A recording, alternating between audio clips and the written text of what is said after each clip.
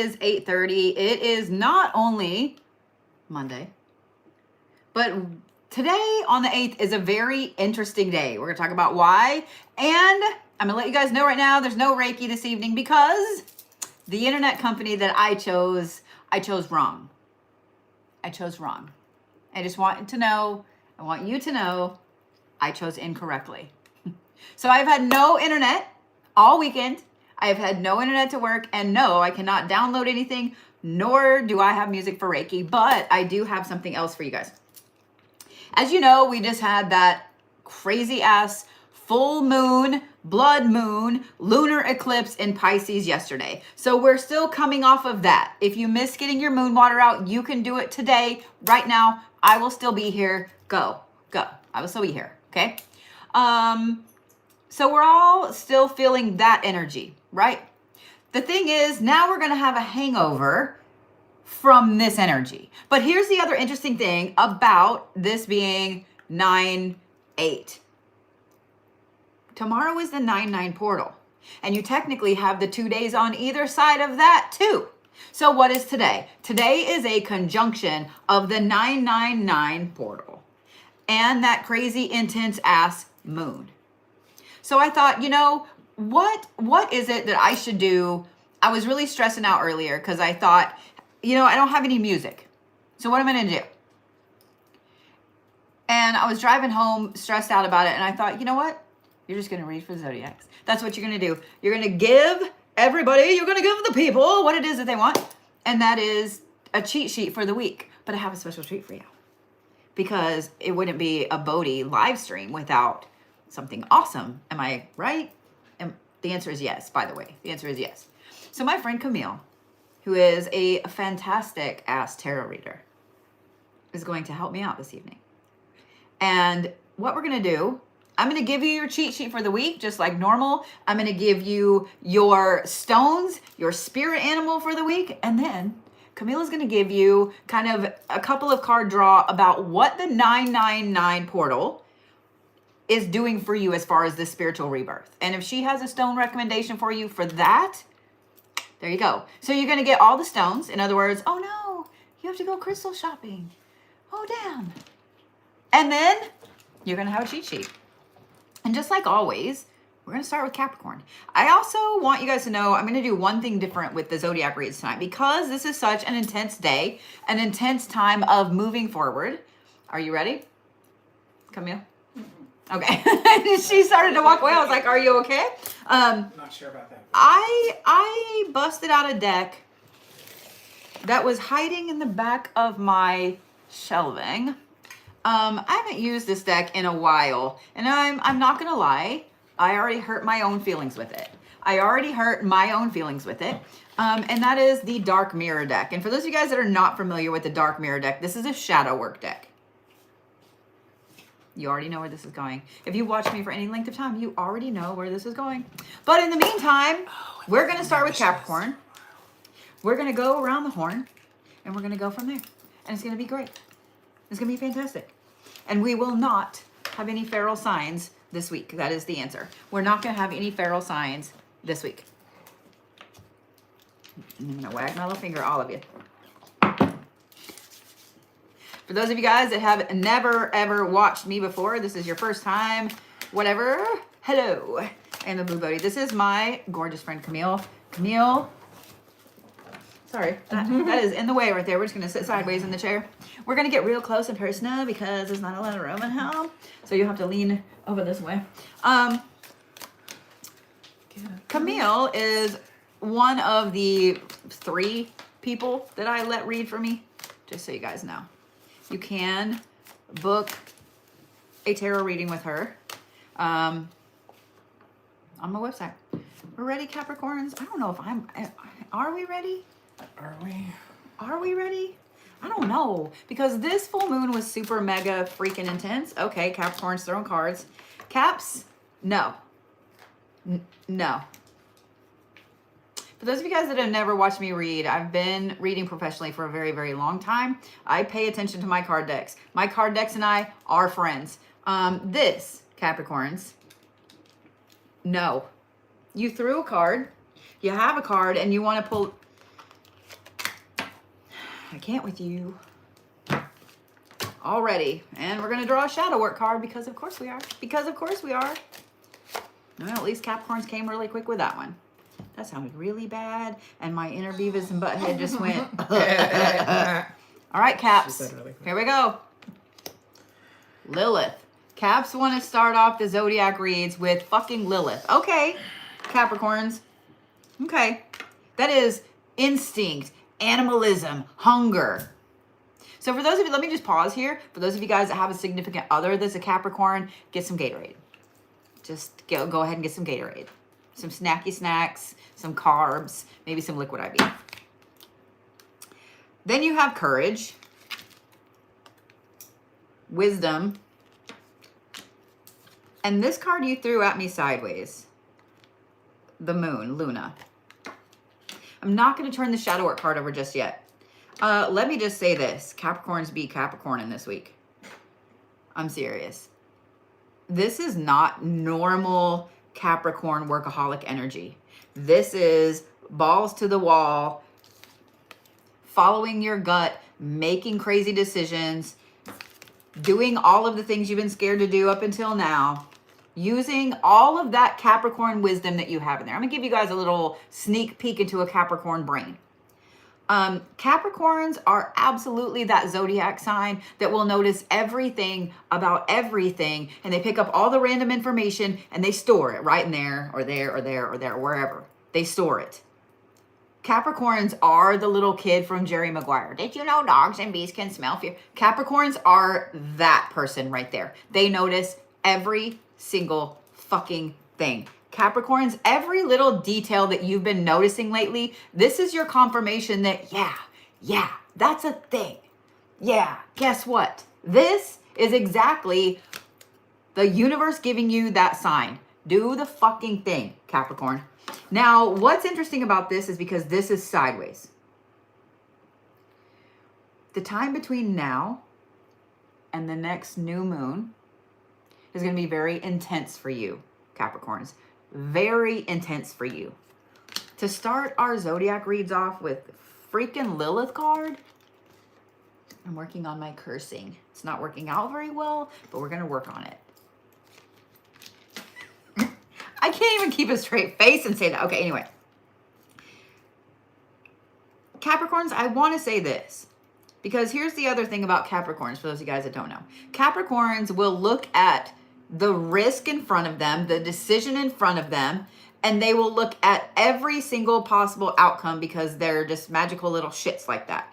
Not really. They all have anxiety. That's why they all have anxiety. But Capricorns will look at every aspect of everything. This courage card catches me because it comes after the instinct. Caps, you're going to have to jump.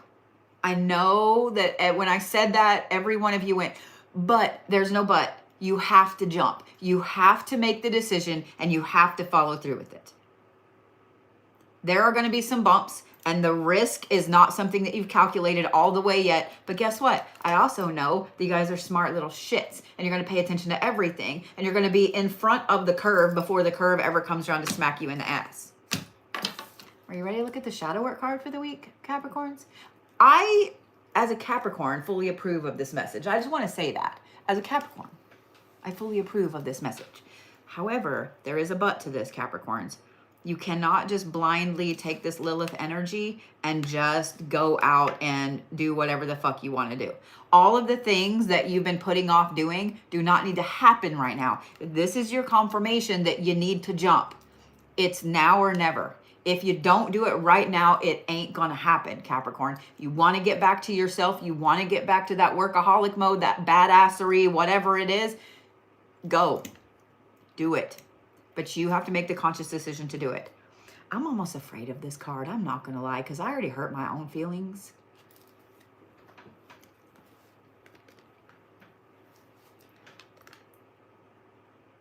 If there was a card in this deck that was perfect for Capricorns, it would be this. And this is the I won't cry for you card. Because let me tell you something else. Capricorns are really hard asses. So Capricorn, guess what's going to happen? Because this is a shadow work card. You have to stop being a hard ass and actually have an emotion. Yeah. Yeah. This is Capricorn right here. Instinct, courage, moving forward, jumping, and you actually have to have a feeling. You have to have a few feelings. You have to let some of those in. And I know every Capricorn in here probably just flipped me the bird through their phone and said fuck off and then walked away. But when you come back and you watch this on YouTube later, when you come back. Now let me just say this hurts my feelings too. And I do not approve of this. As a Capricorn, I do not approve of this. But Caps, you've been running for too long with no emotions, and that's only going to tie you up. Pay attention to that. Here's the downfall. Because an emotional Capricorn is a scary-ass creature. Why? Oh, so Camille's a Capricorn as well, and she's giving me the dirty looks. It wasn't dirty. It was just...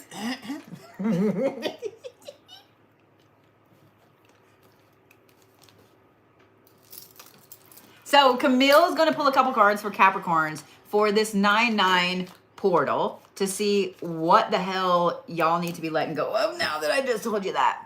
And then, yeah, I'm going to turn you like here. So I will say this before you guys are like, what about this? Here's stones for Capricorns for the week. Rutilated quartz. I don't care what zodiac sign you are, but if you don't own a rutilated quartz, get one. That is quartz with gold in it. Okay, rutilated quartz. Because quartz is an amplification, gold will amplify that even further. So rutilated quartz is the first one. If you don't have it, just regular quartz is fine. The clearer, the better. The second one, Capricorns.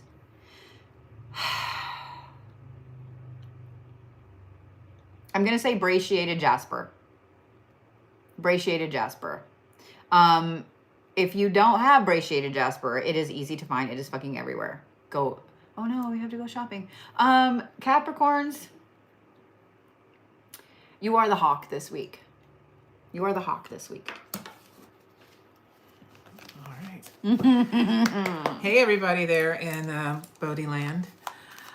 I'm Camille. I've met some of you guys before. So, hi. Thank you all so much for having me on tonight. Thank you for having me on tonight so that they can have me on tonight.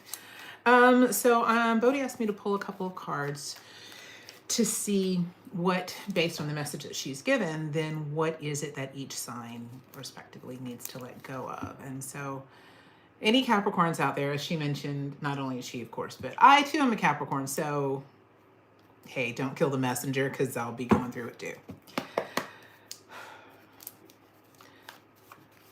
What do Capricorns need to release or let go of in order to truly embrace and get the most out of this 999 portal?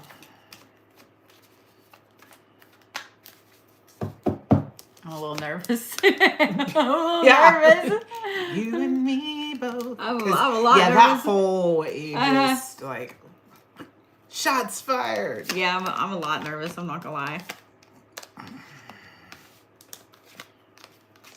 Actually, no, this is not. I mean, this is. Anytime I see that card, I go. Oh well, but and as I just said, that Capricorn's got to have an emotion. All right. You know what? Interesting. I'm going to actually dovetail off of that starting point there to start. Capricorns have to have an emotion. Well, elementally speaking, this is very water heavy. I've laid 4 cards. This is water heavy, so it is already just surface level talking about emotion. Emotion has taken me on. Sorry, Bee Gees, ADD jukebox. But about having emotions and perhaps processing, feeling some emotions that may be sucky and crappy, but in order to let them go, to release, to be able to step into all the wonderful things that the 999 portal has. And it's interesting, we have a 9 for one of our cards, so confirmation of it all.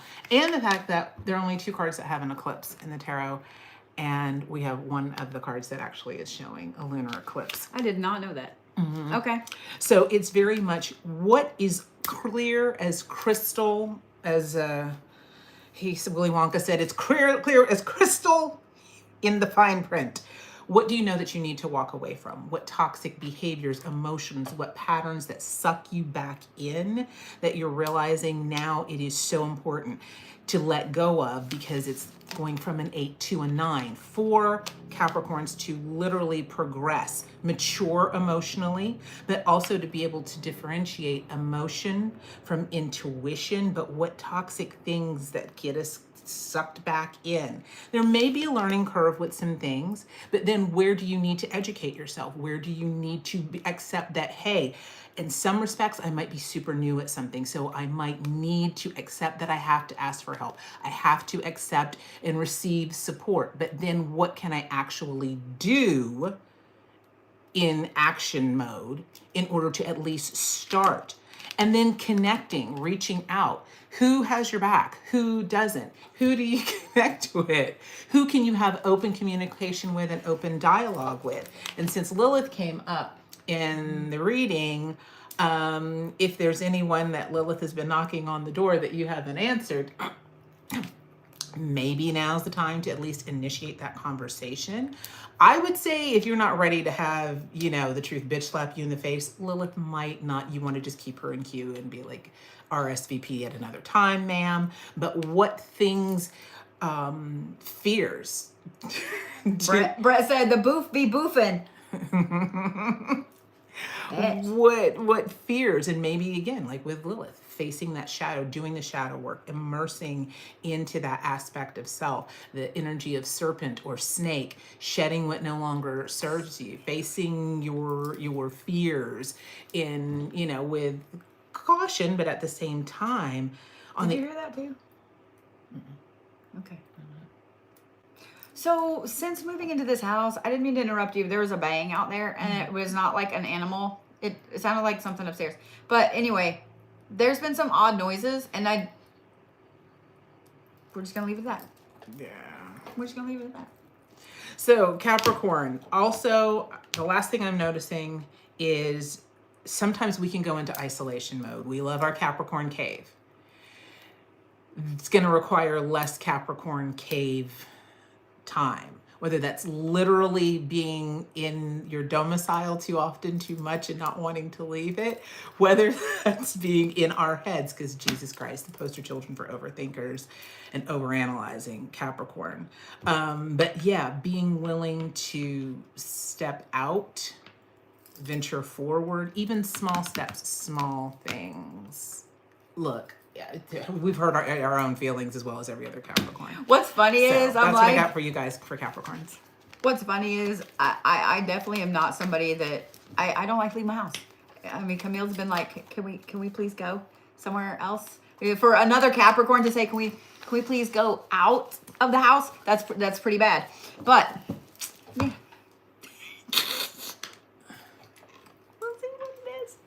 All right, I'm gonna turn you back this way, Aquarius. Aquarii, are we ready?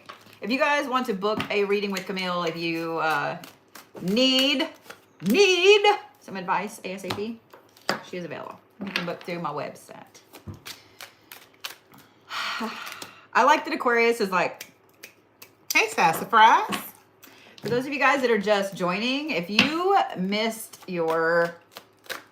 Capricorn, I'm going to say that. If you missed Capricorn, I am live on YouTube as well right now. So you guys can always go back and watch. Yeah, we'll just have to shift back and forth. You guys can always go back and watch here's what I'm going to recommend, especially for this particular read, for this particular night. Watch your sun, watch your moon, and watch your rising. Okay? That's going to give you a full idea of how your week's going to go with this crazy moon and moon hangover energy, the 999 portal, and so on. Okay? Aquarius, let me say right off the bat, you were like this with your cards. There was no ifs, ands, or buts. Y'all were on it. This is a lot of like very intense, this is how I'm doing it kind of energy, which is interesting for Aquariuses. Ooh, Hathor. This is communication and culture and meditation. Okay. Cut ties. Oh, and good fortune. Can I be an Aquarius? Can I just shift slightly? Like, I didn't mean to turn that over yet, so I'm going to hold off on that. because I want to do that last. Aquarius. You have to cut that thing off. You have to cut that person off. You have to cut the situation off. We're going to start here. Your week, this week, Aquarius, is all about magic. It is. It's all about magic. This is, every time she comes up, I probably need to like say a little nice thing for her. Every time she comes up in this deck, I'm like, y'all need to go learn about Hathor. Here's the thing. When this deity comes up, this is not just a party deity. This is not just, let's go have a culture fest and all this stuff. This is a very intense spiritual aspect of the Egyptian mythological dynasty. But when she comes up, this is a very pointed nod for you to look back at your spirituality, at your spiritual path, at where you've been. It's a time to meditate about the now. Okay, I know we're always worried about the future. Future will always be there, I promise. I mean, it will always be there, and it will technically never be there, but we'll talk about that later. You have to cut ties. You have to cut ties. I'm gonna say I really think this is a situation. I really think this is a situation. There's a few of you that you know exactly who this is. You know exactly when I said cut ties, you were like, oh, because for an Aquarius to actually cut ties with somebody, y'all will drag something out forever. You will. My sister's an Aquarius, and she's been married like 50 times. Not really. 3. She's been married 3 times. But she will sit and drag something out until finally she's like, done. It's worse than a Capricorn and worse than a Virgo. It is. They will. And that is exactly what's going on. And I think you've known that this was coming for a little while, Aquarius. And I would bet that every Aquarius did some full moon working to ask for clarity. You did something for the 999 portal to ask for clarity. And here's your fucking clarity, Holmes. Like, I don't know what else to say. Like, you have to cut that person off. You have to get out of that situation. If this is a relationship, I'm not saying just like go pack your bags and leave. I'm saying make the decision and start making those plans. If this is a job situation, obviously don't go into work tomorrow and be like, boo. Don't do that, okay? Have a job lined up first. The reason why is very important, Aquarius. This person, this situation has been holding you back tremendously because this is the good fortune card. You're going to have a fucking phenomenal weekend, Aquarius. A phenomenal weekend, Aquarius. Listen to that again. If you make this decision right now. There's no going back on it once it's made. So make the decision, say the words. Okay? Here's why. Because of this shadow work card. And when I turned it over, I went, ooh. And this is the forgetting one's self card. In other words, Aquarius, you have been allowing this person to either rule your life, rule what's going on, whatever it is, and you have been so far on the back burner that you forgot you were even on the back burner. No more. No more, Aquarius. Because here's the thing about Aquariuses. They will go to the ends of the earth for someone that they love. They will. Every Aquarius I have ever known is that way. You also will take every bit of that abuse and forget who you are. You have someone in your life right now that is abusing that so hardcore, and you, for some reason, just stay. And I want you to notice that the colors match up pretty fucking perfectly right there. They did on the Capricorn too, but we weren't going to talk about that energy. I want you guys to notice that this is a lot of yellow and this is a lot of orange. Yellow is intelligence, it's communication. Orange is all about justice. Orange is also communication, but both of these are new ideas, focus, moving forward, Aquarius. You can't stay in that same shit. I'm gonna do this at you. I don't want to keep talking about it because I know you Aquariuses are all like, I know, shut up, I know. I understand. I'm just trying to say this is the sign you specifically have asked for, Aquarius. It has to go. This person has to go.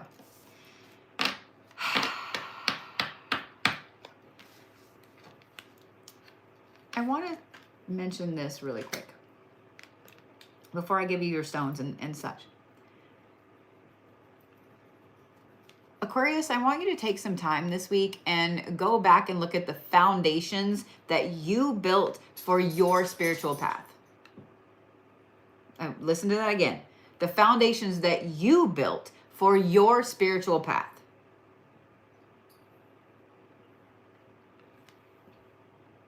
Stones for the week for Aquarius. Malachite and tiger's eye. Malachite and tiger's eye. You guys are the Aardvark this week. I have no idea what the spiritual meaning of the Aardvark is, but that is the first thing and instantly popped in my head. So that is what you are. That is what you are. And now we're gonna let the Camille. I know this is a different live on Monday than you guys are used to, but it is what it is. All right, so Aquarians. What does Aquarius need to release in order to maximize this 999 portal? Just a quick show of hands. Is this last couple of days been intense for anybody else? I mean, just quick show of hands.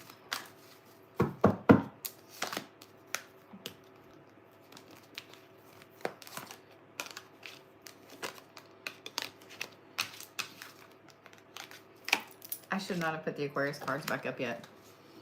I'm gonna pull them back out. Back out.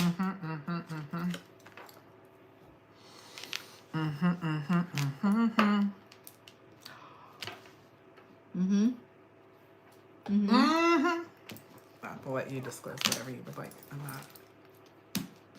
I pulled these back out because she's using a tarot deck. I'm using several oracle card decks. And Aquarius, I'm just gonna say you're gonna want to capitalize on this energy.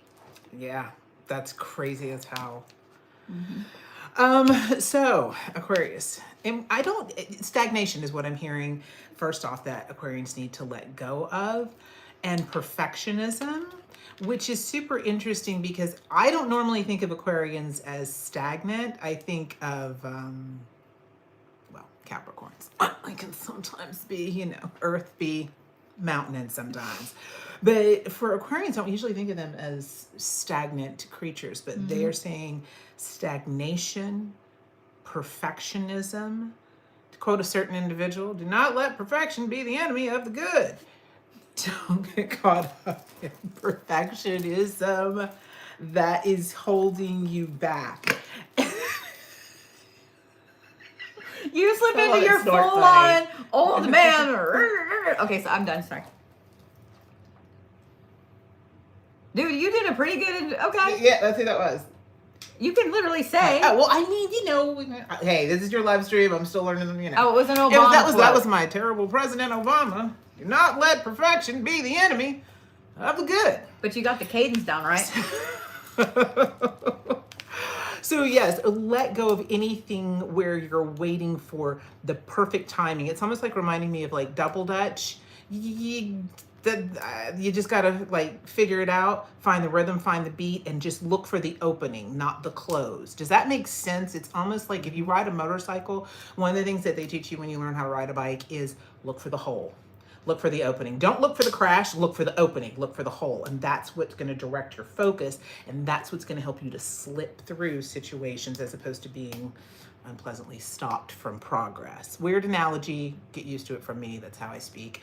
That's my language. But if you're able to, things are just going to line up. You're going to step right on into so many wonderful, positive things, but there's already momentum going. So anything you can do to sort of prime the pump, so to say, to prime yourself, but it's just going to be a matter of just going for it. And 152.976% of what she just said about whomever or whatever that's got to fucking go. And maybe it's you have to go. Maybe they have to go. Maybe it has to go. But movement and go is very clear in this. And do not let you hold those up whenever you're ready. So, I mean, this is movement and go. And if you want to hold up the other one, you can't make this shit up. This is good fortune. And this is the Wheel of Fortune. So, yeah. But whatever you need to leave, and this definitely could be someone who is, this should be something like she said, it's going to pop in your head. This isn't going to be hard to be like, well, is it this? Is it that? Maybe it's all of those things. But the way this is reading is it's going to be like the biggest asshole in the room. Sometimes that lives up here. Your own mind that can work against you, but someone who is unnecessarily nasty, ugly, manipulative, malicious, who will do anything to get what they want and give less than 0 Fs about, sometimes don't, the old phrase, don't bring a gun to a knife fight, but well, sometimes don't bring, this is TikTok, I'm sorry, you can't say certain things. Oh, yeah. Can you, I think it went over quick enough. Warning, fake, crank caller.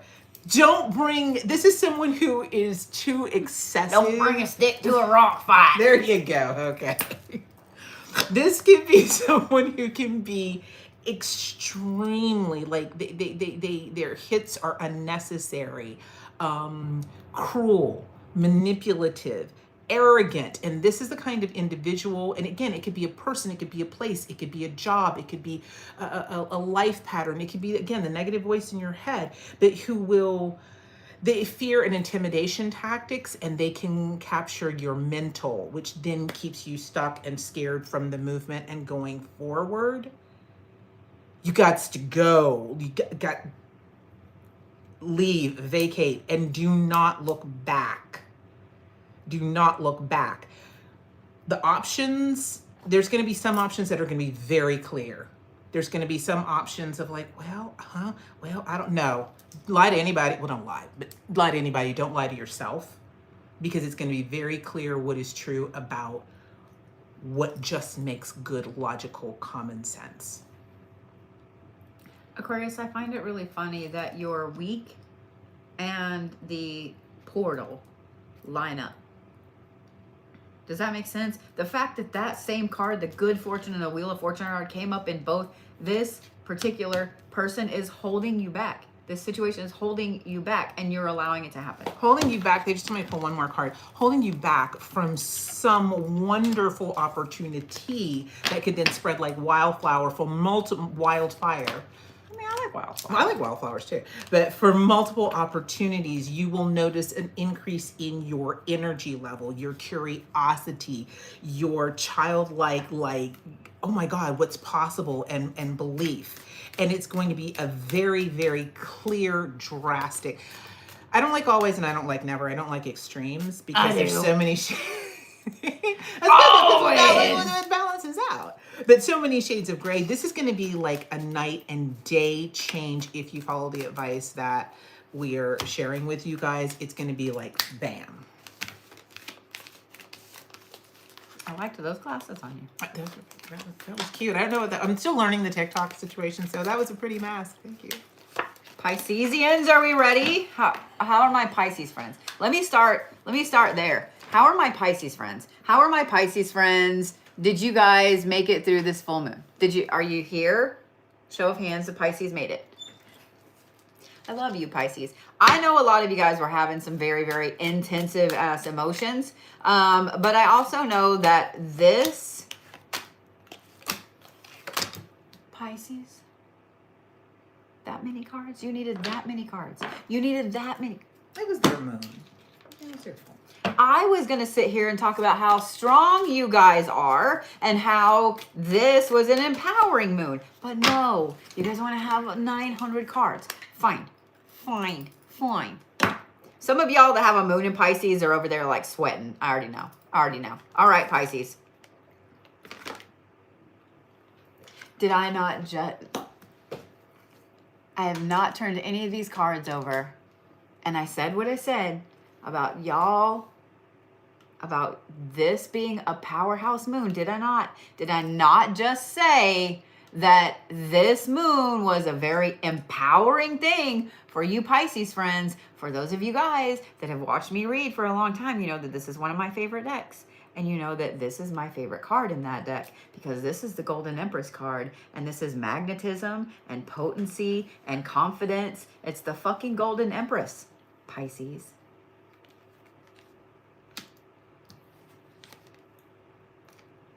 Eternal charisma, Pisces. And then all of these I ended up laying down together. So on the bottom, you have cut ties, courage, and leadership.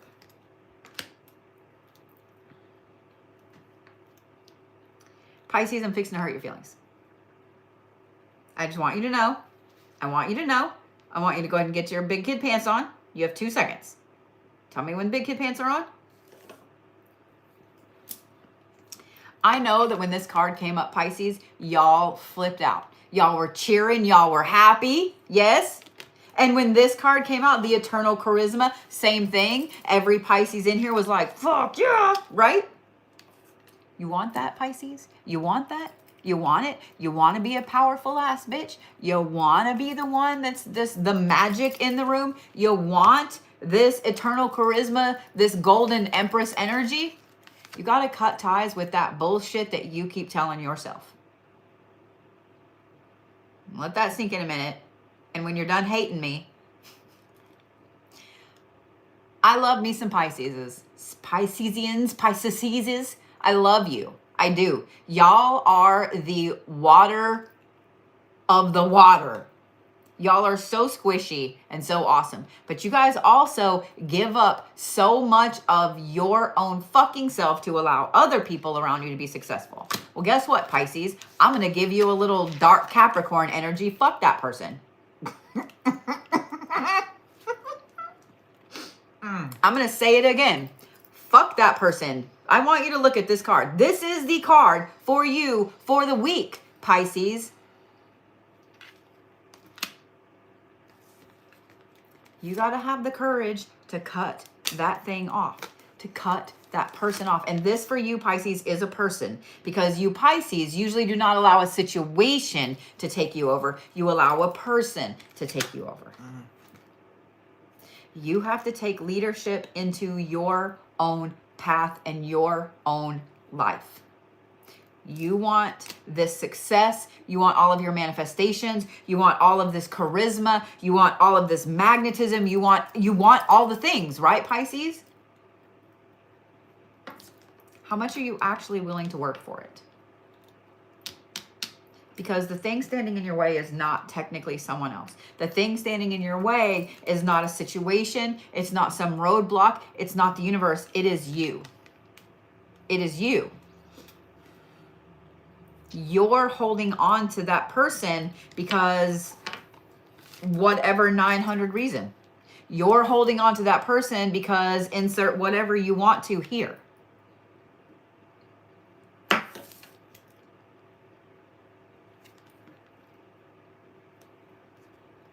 You can't make this up. This is the Is This Me card. And again, I want you to look at the colors. Pisces, if you really, this is like literally, this is exactly what I just said. If you actually want these things that you've been manifesting, if you actually want to move forward, you have to decide if you are that person, if you are the one that is strong enough to harness it. Or are you the one that allows somebody else to simply just take over whatever? One thing I love-hate about you, Pisces, is that you will do for everyone else before you do for yourself. No matter what. You could be on your deathbed and go fix someone a glass of water because they said they were thirsty. You could be drowning in the ocean, pause your own passing so you could throw someone else a life vest. Fuck that person, Pisces. Listen to me again. And look at this. Fuck that person. You want it, Pisces. The universe is literally showing you it's right here, apparently on a golden fucking platter, and you just go, but so-and-so. Fuck so-and-so. I just want to shake all of you. I want to give you all brain damage. I want to shake you so bad at seeing this damn spread. I'm like, and what's bad is every single one of these Pisces watching is like, I know. Every one of you went like this. You sank down and you went, I know. Every one of you. I have way too many friends that are Pisces. I know. Do it. Do it. Do it, Pisces. Stones for Pisces. I'm going to give you 3. You ready? Red jasper, obsidian, and carnelian. And I want this piece of obsidian to be a sharp piece of obsidian, and I want it to go next to your bed every single night. There is no more let somebody go in front of you. Because what this tells me right here is that if you don't take this opportunity, I'm going to show you these cards again, Pisces. If you don't take this opportunity, the universe is going to go, okay. And you're going to be stuck forever in this mindset with this person, with this situation, whatever. You're choosing that misery over what you've been manifesting. If you don't make this decision, you're just going to stay exactly where you are. And here's where I'm going to hurt your feelings again. No one can be blamed except for you. I love you. And I want you to go be happy, Pisces. Okay? You are the kangaroo this week. Okay? I know some of you guys are like, what the fuck animal is... Just go look. Just go look. Just go look. Now I'm going to let Camille get on you. Let the church say amen. Tell me your dad was a Baptist minister without telling me your dad was a Baptist minister. Okay. Pesci. My little Pisces friends. What the fuck? You know what? Okay, whatever. Scooch. All right. I had like a Klingon nose for a minute. I'm done. I'm sorry. I'm not done. It's been that kind of day. I'm not done. Pisces. What needs to come through for Pisces? Guys, don't forget that you have today, tomorrow, and Wednesday to harness the portal. But tomorrow is the most powerful day. Please set your ass out some water. And if you have storms rolling through and you don't catch some of that storm water, then I will come take away a gold star. Actually, 9 gold stars. I will come take away 9 of your gold stars. And if you guys have not followed me on TikTok, then you don't know how many people tell me all the time that they see me in their dreams. I'm just saying.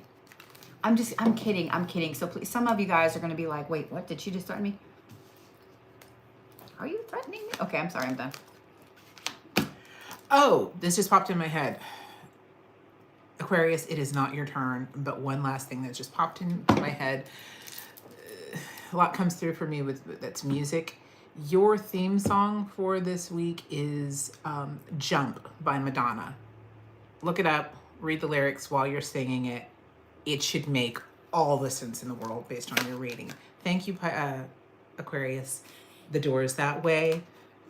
Thank you. You can grab a cup of cocoa on the way out. Bye. Okay, Pisces. Well, Pisces, I just want to hug you right now because buckle up. Oh, I was like, wait, are you going to coddle them? Because I want to cuddle I love you, them Pisces. because what had happened over here was, no, wait a minute. It is, what's on that card? What's the imagery on that card? What's the imagery on that card? Sorry, shut the fuck. Mm-hmm. No, I'm noticing. She said what she said. I'm noticing. This and this. I'm sorry, this isn't fair. We're like, you can do this and this, and you guys can't see what's going on. It's astonishing, like, you can't make this shit up once again, of the similarity of what's being mirrored as to what my cards are showing and Spirit is telling me, and what her cards are showing and Spirit is telling her to tell y'all. It is really Pisces, shit or get off the pot. They gots to go. And there is no, well, let me weigh the pros and let me weigh the cons. And well, maybe on the one hand this and maybe on the one hand that. And I just need to sit with this and I just need to analyze and I just need to think about it, because that's called stalling. And it is time to rip that Band-Aid off. And for Pisces, it's going to feel really uncomfortable because, as Blue said, and I'm thinking of two Pisces that I adore, Toby being one. Andrea. Hi, Tobes. And Andrea, the other. Oh, Will stop. Noted. Okay. Okay, think about what you said and what you know about with Andrea. Will stop what they're doing. Oh, you need something? Bam. I didn't even ask for it. Didn't even know. That's beautiful and that's wonderful if you have the time, the space, the capacity, the means, whatever to do that. But if you are, like she said, literally on your deathbed and somebody says, I want such and such a thing. Well, maybe they need to go get that shit, not you. And it's very clear that you have got to take ownership, leadership, rulership over your own mind and your own thoughts. And it's going to take you out of your comfort zone because you're going to perceive this as being, well, I'm being too abrasive and I'm being too harsh and I'm being mean and I'm being selfish and, well, I can wait a little. No, this is head over heart. And that there's enough empirical evidence that's been shown to you at this point that you haven't wanted to see. And I'm sorry, but you need to see it because it's only going to get more painful if not. It's only going to diminish your power. And by diminishing your power in this kind of situation, it is a pipeline of giving it directly to the other person who is too dictatorial, too authoritative, and thinks that they're the boss of you. Are you 17 or below and live in your mom's house? Because even then, there still needs to be some modicum of respect. But at the same time, if you are a grown-ass person and you can't call this, oh, wow, I'm getting this very clearly. You can't phone a friend. I mean, you can, but it's not like you can phone a friend and get advice. They've already told you.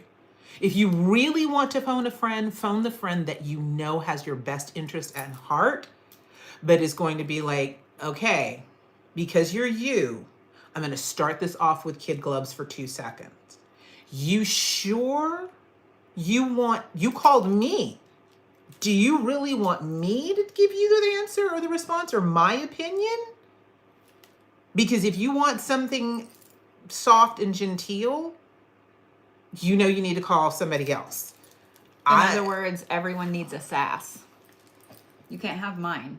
But who is that person who, and it comes from a place of love. It doesn't come from a place of yet another person trying to domineer or being, you know, the boss of you again. But it comes from a person of like, you asked me my opinion. Here it is.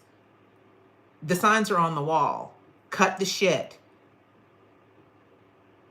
And that may mean that you have to start learning, this does mean that you have to start learning how to differentiate. It's two sides of the same sword. Learning to differentiate, am I being cold? Am I being callous? Am I being heartless? If it's a matter of your own personal survival, I mean, I'm not saying be cutthroat, but shit, make decisions that are in your own best interest, especially when it comes to dealing with somebody who is definitely making decisions that are in their best interest because they know that they can mentally manipulate you and keep you trapped and stuff. If a song pops up for you at some point, Pisces, I will let you know. We're sorry, Pisces. I love you. I love you. Pisces. I know y'all are so squishy. I know every single one of you right now has your feels hurt. Awesome. And I you're said, like, ouch. I don't like you. I don't like you at all right now. You just had to give your nephew. Oh, yeah. Think of it as like, you know, showing our age here, my age at least. I don't think they even make amoxicillin anymore. It tastes disgusting. Yes, they do. Oh, okay. Amoxicillin. Yeah. Disgusting, nasty, vile. But it's for your best interest. It is. I'm like, what year you think it is? I don't know. Somebody said they don't even make ampicillin It's anymore. 4572, and the amoxicillin ain't never been flowing since. Really, really, Love really. to you, Pisces. Aries. Aries, are we ready? Yes. Yes. The answer is yes. Maybe. Aries, I don't really want to give the Aries 9 shadow work cards. It's not. Aries, stop. Stop. Oh my God. Okay, sorry. I'm done. I'm not really done. I'm not really done. I wasn't cheating. Are we ready, Aries? You guys have the Lady of Masks, which is surface appearance, vanity, reclaiming yourself. Change.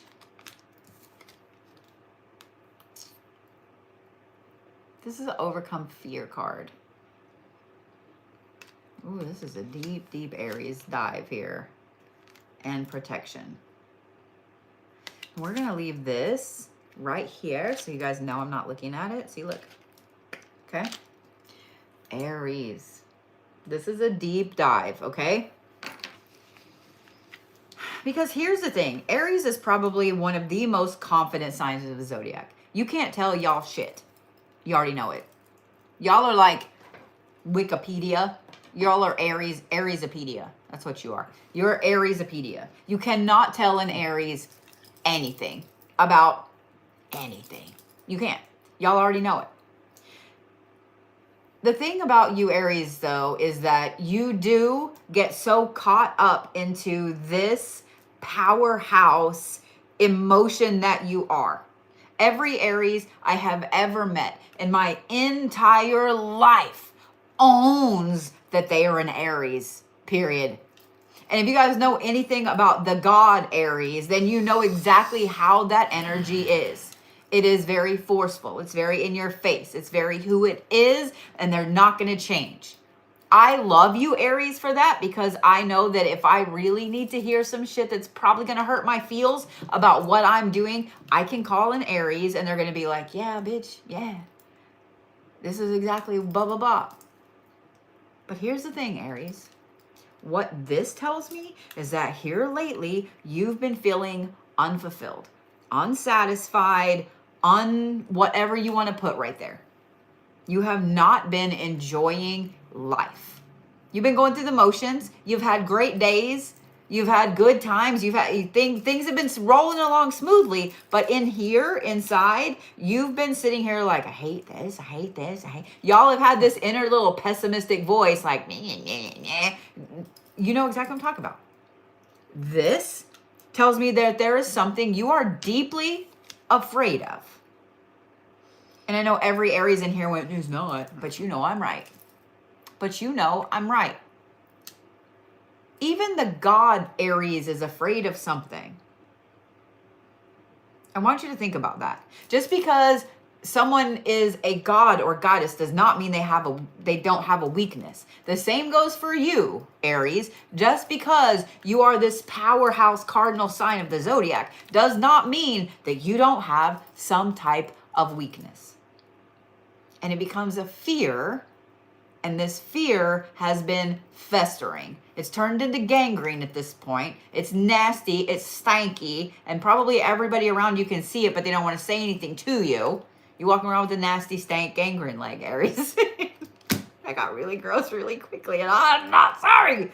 Because I'm trying to show you, Aries, that this is something you've been letting fester for so long that now it's affecting everything you do. I want you, Aries, to sit and think for a minute. Have your protections been working lately? Have you felt like you've been getting sick more? That there's been a lot of weird random shit happening? That your divination tools aren't working very well?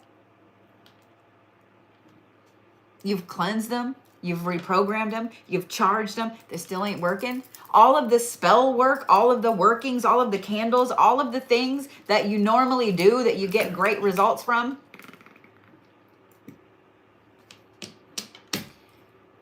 This is for everybody, but this is for the Aries. when you're letting something fester that you know you're doing, it's going to spill over into all aspects of your life. Not just that upset anxiety tummy, not just that headache from overthinking or not sleeping because you were awake all night thinking about bullshit. It shows up spiritually.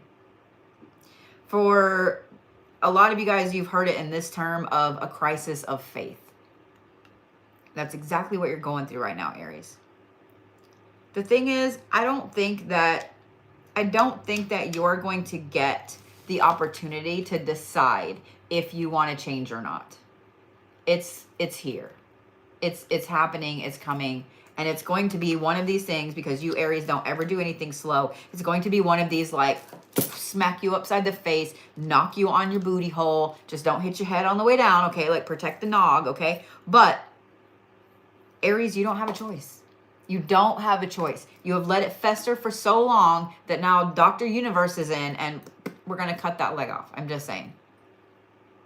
I'm just saying. While this is going on, Aries, I want you to know that you are absolutely protected in this. Absolutely protected in this, because I think that's a lot of your fear as well, Aries. Every Aries I have ever met in my life prides themselves on being this strong powerhouse for everybody else. And I know inside you have this little bitty squish part in there. I know you do. You just layer it with so much shit because it's the squishiest of the squish part. The Pisces are like, I'm the squishy. No, you're not. The interior core of an Aries is like super squish. It's like fluff, mellow, laboo-boo, booty hole fluff. I don't know what you want to call it. That got really weird really quickly. But you can only imagine. We're not going to talk about that anymore. All right. So, Aries, let's look at your shadow work card. You're welcome for that visual. You're welcome.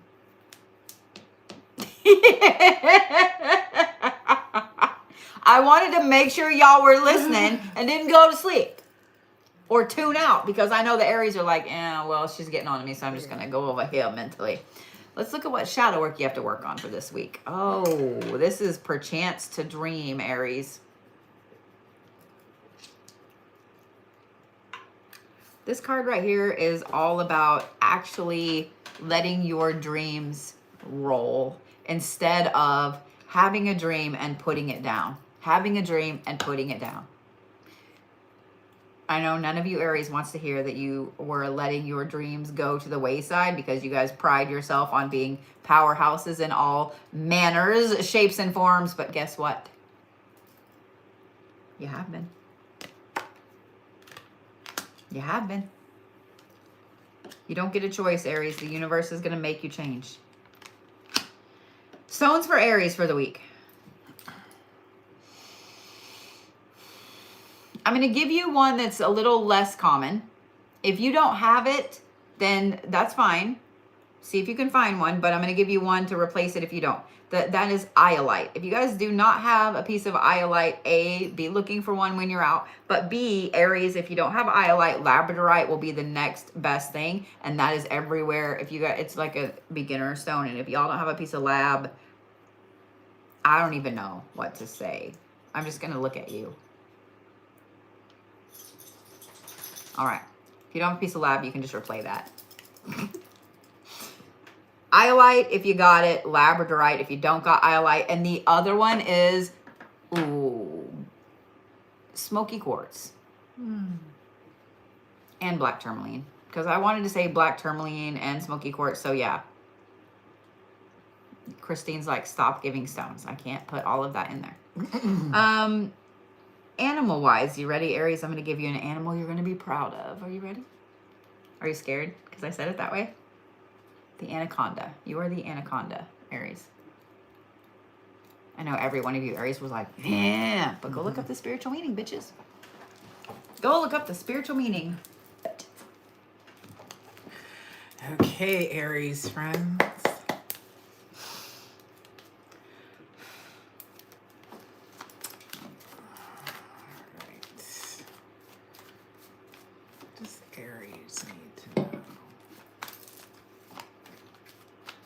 I love that. I don't know if I have enough room in my arms for all these stones. I mean, you got ears, you got necklaces, you got pockets. Maybe. Yeah, bra. If you don't wear a bra, you can. You can put little pockets in it. I'm just saying. Shoes. Purse, backpack, wagon. Just haul it all in a wagon. So Aries, literally out of your element right now in a lot of respects. Not a fire card in sight out of the 5. And it's insanely people-y. Like, look I at this see that. shit. I This was is looking at it. nuts. Every freaking card The Knights caught me. Like, yeah, it's very... is a face card. Oh my goodness. Every freaking card is a face card. At least most of them are facing each other. So yeah, it's going to be a balance. And it's so interesting, like Blue was saying, that at the core of every Aries is mush. And like you said, Pisces are going to be upset. Like, where are the squishy ones? Okay, yeah, true. But Aries, they mask. Back to your first card, Lady of Masks. Aries mask that squishiness with fire, and I'm a badass and ready to fight, and they are, and I love it when it's appropriate. I love it. But this is telling that your squishy side, either you attend to it or it's going to have you mouthing off inappropriately at the inappropriate times and just ripping somebody a new ass who doesn't even deserve it, doesn't need it, didn't F around and find out in order to get, you know, the business end of your ire or wrath. Think before you speak. Now, if that means you still need to speak with accuracy, specifics, truth, facts, that may be a little cutting, okay. But at the same time, don't go in half-cocked like Aries. Sometimes, I love y'all, but sometimes Aries have a tendency to be like, just popping off and fuck you and dibba. And it's like, did you want to ask me a question before you started just making inflammatory accusations and statements? Now, go with your facts before you have any difficult conversations. And of course, that again can be with other people around you. That can also be internal dialogue within yourself. But what more information, what more facts do you need? Ask yourself, is it really worth the fight? And if it is, go all in. But I'm getting the vibe that not everything is going to be worth you fighting about. And it's going to be a defense mechanism to deflect from the internal work that you need to do, because you don't want to feel, wow, line of feelings, because you do not want to feel your feelings. And Aries love to be like, not to pick on Aries, it's just, it's your turn. So we're picking on So you. we're picking on you with love, picking with love. But, you know, I'm not. I'm just kidding. I'm just kidding. Every Aries was like, dagger eyes. Okay, I'm sorry. But it's this, you know, you don't want to deal with your feelings because your feelings are running the show. And so either you deal with them or they're going to make you their bitch. Are you implying that you think that my friend is beautiful? Is that what you're saying? Because we're both Capricorns and I'm very, very protective, and don't do it. Because in case you guys haven't known, I didn't mean to interrupt you, but I saw that, and in case you guys haven't heard, apparently, I don't know if I should, I'm probably gonna get in trouble. There's an unscrupulous practitioner that wanted to accuse me of having a lesbian cult, which we don't even have a Kool-Aid recipe yet, so please don't get too excited, okay? I was about to do something so inappropriate right now. Look at Sass's, don't do it, don't do it. Inappropriate. I was about to do something so inappropriate. Y'all, just because you come on and there are 2 girls or 2 boys or 9 girls or 15 cats doesn't mean that they're all in a relationship, okay? I'm just saying. Camille and I have been friends for a hot minute. Don't look at her that way, though, because I have. I'm done. I'm done. I'm sorry. I'm done. So yeah, Aries, deal with your feelings or else they're going to deal with you, and you're going to be inappropriately aggressive and outwardly ugly. Deal with them so that you don't have to wear that mask of arrogance in times when it's not necessary or not required. That's all I got. I like that you said aggressively inappropriate after that diatribe. Inappropriately aggressive. Aggressively inappropriate or inappropriate. I also love that Sass was like, don't do it. Don't do it. Unless I was about to do something so inappropriate. Yeah, don't do You know what I it. was about to do. Yeah, that would have got us in trouble. That would have got in trouble.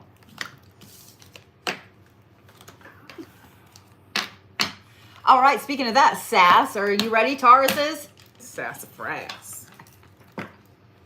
Oh, you knew what I was going to say. Yeah. I can't wait for Aries to...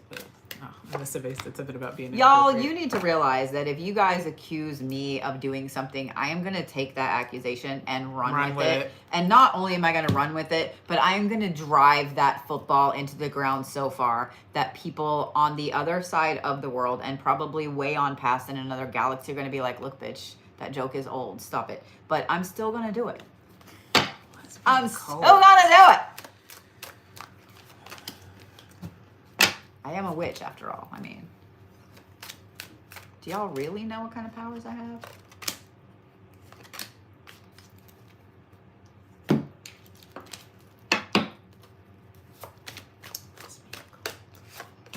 Are you ready, Tauruses? Every Taurus in here is like, they've already checked out. They heard the Pisces, and then they heard Aries, and they were like, and nope, nope. They're already out. Except for Sass, who's already prepared to hate me. I already know that I'm getting the dagger eyes from my best friend over there.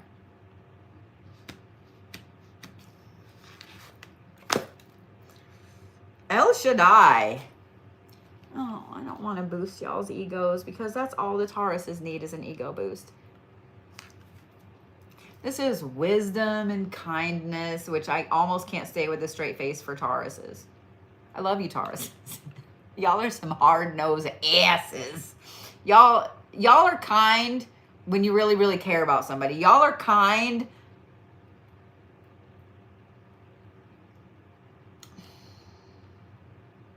I'm struggling here. Let's move on. Yes.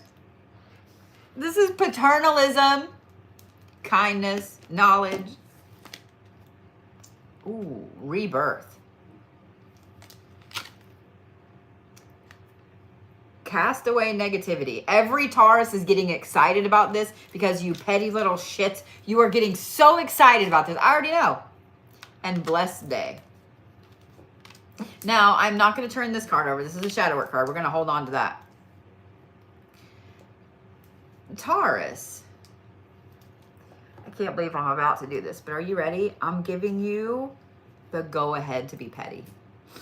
Uber petty this week. And I know you're like, wait, that's El Shaddai. Yes, it's kindness. How pissed off do people get when you're super kind to them and you know they hate you? Y'all, Taurus, kill them with kindness. Y'all are the petty kings and queens of the universe. I know that when I held this card up, you were like, what? And then when I said, I'm going to give you permission to be petty, you were like, oh. That rebirth you've been asking for, Taurus, because I know you've been asking for it, because being an earth sign, you're not looking at the 9 million bazillion signs that are smacking you in the third eye repeatedly. You have been going, but I really would like a rebirth, while the universe has your rebirth suit right there. You've been asking for this rebirth, Taurus, and you've been sitting there as it's been staring you in the face. The reason that I said that you can be petty this week is the castaway negativity sign, card, sign, words. I'm not going to say that this is a person because it's not.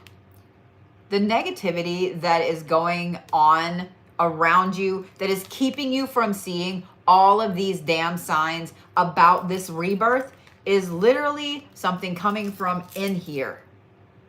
It's either, I can't wait to see the shadow work card for you guys. It is an old way of thinking. It's that little bullshit ass thought that tells you you're not good enough. Whatever it is, Taurus, this right here, you need to sit down and have a come to Jesus talk. Get it? For those of you guys that don't understand that joke, go learn who else should I. Okay, there's your homework. It's a relation thing. Just okay. Anyway, Taurus, you need to have a come to Jesus talk with yourself. You need to sit down and be like, look, bitch, you want this. You've been asking for this. You've been asking for this power up. You've been asking for this blessed day. You've been asking for the wisdom. But you are holding yourself back. This is different than the Aries. This is different than Pisces and so on. In that Taurus, this is literally one little fucking sentence that you say to yourself way too much. It's literally that simple. It's a matter of as soon as that little thing pops up, you go like a booger and flick it across the room into the trash. It's like the bank shot. It doesn't even hit the wall and roll down. I know, that's so gross. You can tell I raise voice, can't you? Taurus, be petty this week. Be petty this week. And you're like, well, what does pettiness have to do with casting away negativity? Because when you guys are petty, you're happy.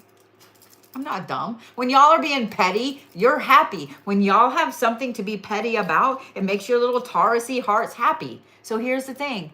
Be petty in the nicest way possible. As Sass would say, with love. Be petty with love. There is a interview with Tom Hardy a long time ago where I don't remember even what they were talking about, but this one thing he said has stuck in my head ever since, and I love it. And I cannot do a good Tom Hardy impression. I just want you to know we're going to get that out in the beginning, okay? But the guy was asking him about when people badmouth him as an actor and, whatever. And he said, I dispatch them with the love, man. And that has stuck in my head. And that, Taurus, is what I want you to think about this week. Every time that coworker, that boss, that friend, that family member, that whoever does their stupid little bullshit, I want you to dispatch them with the love, man. Because that is what is going to get the reaction out loud that's going to help you to tell that little voice to shut the fuck up. Because right now, Taurus, you've been questioning yourself way too much about things. But if I speak up, if I say this, even though you know you're right, if I say this, then they might get upset, and then blah, blah, blah, blah, blah. So you haven't been your normal self lately, Taurus. You have this little voice of self-doubt up in there that doesn't belong because it ain't yours. And I want you to think of that. Every time that pops up, it ain't yours.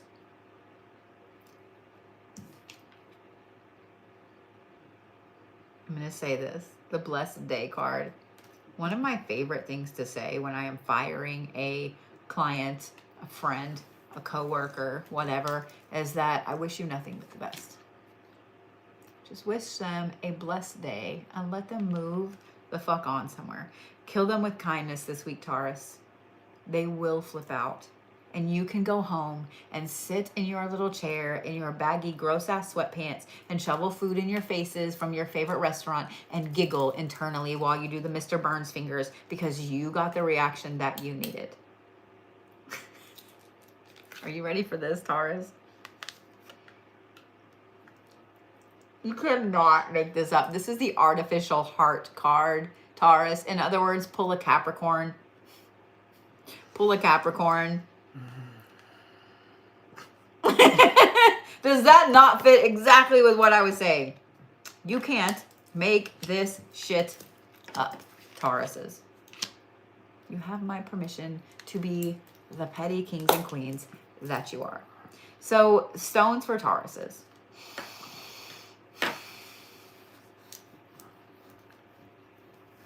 I'm going to say fluorite and citrine. Fluorite and citrine. Because I want you to be happy about it as you're telling them to have a blessed day. And you guys are the crow this week. Not the raven. The crow. Y'all are the crow this week. And I'm going to let Camille do her thing. And I'm going to go pee because I've been a good girl and have been drinking all my water today. Can you go for running water? Huh? Can you go for running water now? No. Well, No. then I'll be going for pan for myself in a minute. All I'm right. gonna figure out how to do this. Oh, well, it's not like the freaking modem works anyway, so I can probably just unplug the bitch. All right, Taurus. Taurians. Taurusarses. Oh, one fell out, so we'll keep that one.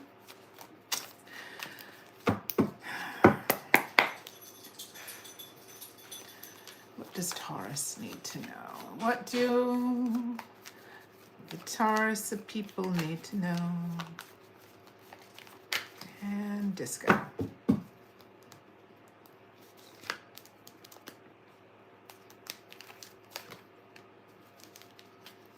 Taurus, how are y'all sleeping? Any Taurus that are need more sleep?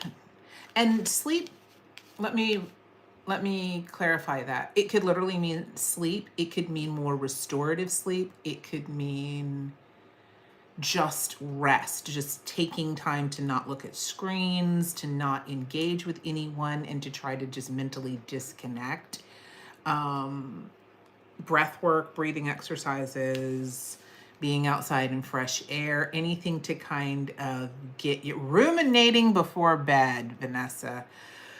Oh, friend, I feel your pain. So yeah, that's coming through really quickly, that anything you guys can do to prepare yourself, what they call it sleep hygiene. So anything that will improve your sleep hygiene, and part of that will be a mental download, a mental dump, whatever that means for you. It could be journaling, it could be writing, it could be whatever, but something. It could be meditating, breathing exercises, going for a walk, but clearing your mind and clearing your head so that you're getting actual mental rest is going to be really, really important.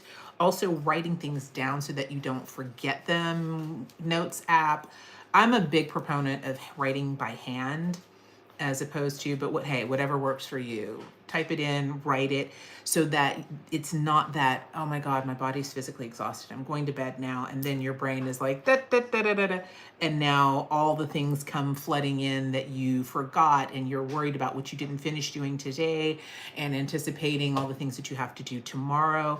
So anything you can do, so it could be the journaling as well as writing lists, just to free up some mental space. And even throughout the day, set a little timer for 3 minutes if you're at work, or if you have kids or a husband or a wife or whatever the hell. Even if you have to say, I have to go to the bathroom, anything, so that you can just pause and disconnect, to give and find like a word that could maybe be a mantra, just to kind of anchor your mind to keep it from going wingnut crazy out, is going to be really helpful. And preparing yourself as much as you can. I see somebody just put to-do lists. Absolutely. And I love with to-do lists, what I personally find, maybe this works for you, maybe not, but what I find with making lists, to-do lists, cross it out so you can still see the words that are written, because psychologically that makes you still see that, oh, I accomplished the thing, not that it's all completely marked out. And so it's like it doesn't exist. And then there's one more card. Ooh, and loose lips sink ships. What do y'all need to just shut the fuck up about and gather information, gather intel, be observant. Do not over talk. And do not over discuss, but be very, very observant. And anything that you need to document or write down that you're observing, number one, writing it down will help it from living in your head like on a loop, disturbing sleep. But also anything that you need to just play cards close to the chest. Oh, that was a cute little head thing, whatever that was. To play your cards close to the chest as well, while you're gathering knowledge, facts, information. And do not over talk and over discuss things. And it's interesting because on blues cards for y'all, there was a sword. And once again, we do have this Ace of Swords. And if you know a Pisces and love a Pisces, maybe connecting and having some conversations and bouncing some ideas off the Pisces. And with the moon energy, I would definitely say the next night or two, actually try to set an intention. You can even write down what you want Spirit to give you information or a download in your dreams. If you're the kind of person who can program your dreams, go ahead and do that. But writing it down, and as you're drifting off to sleep, like kind of going into a mantra and seeing what information comes to you in the dreamscape. It could be specific, it could be general, whatever, but to reveal what you need to see and then write those things down. But there's going to be information that's going to be coming to you this week, but don't just be very observant and do not disclose anything personal. And there's going to be information that's going to be really beneficial, that's going to give you a position of advantage. So keep your eyes open.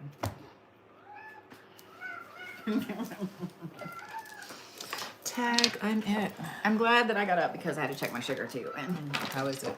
it was doing the thing. It was doing the downward dog. So we went and ate a donut. Not a whole donut. Calm down, okay?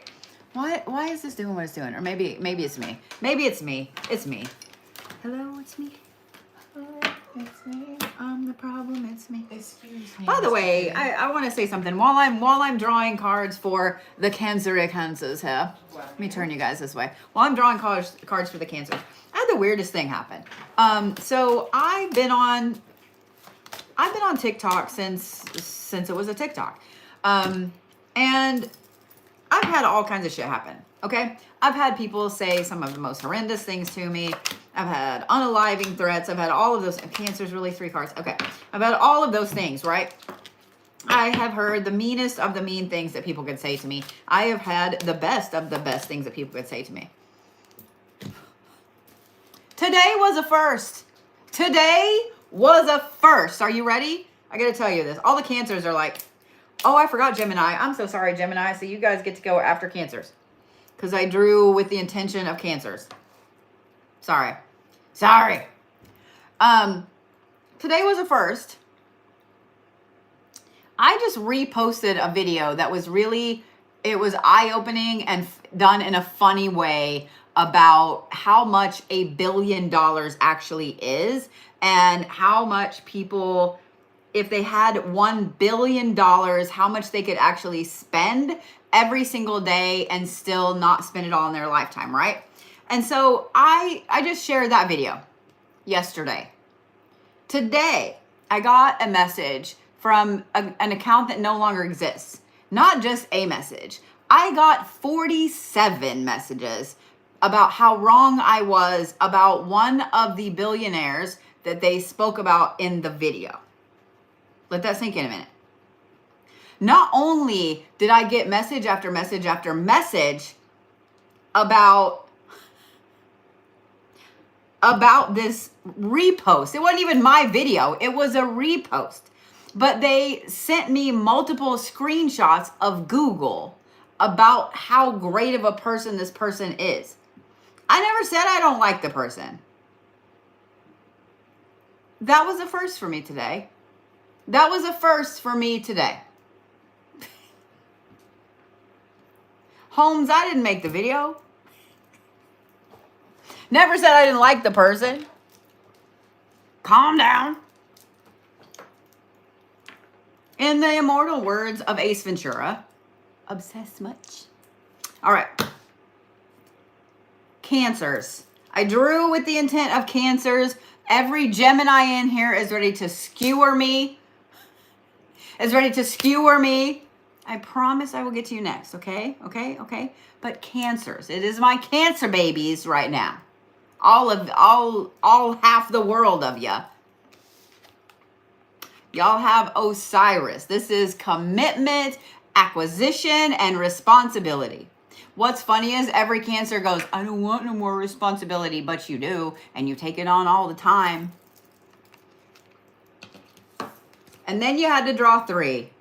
Ooh, divine guidance, concealment, and success. Ooh, Cancer. You're about to get every fucking thing you want. There is a but, and you know what's coming. Cancer, you're about to get every fucking thing you want.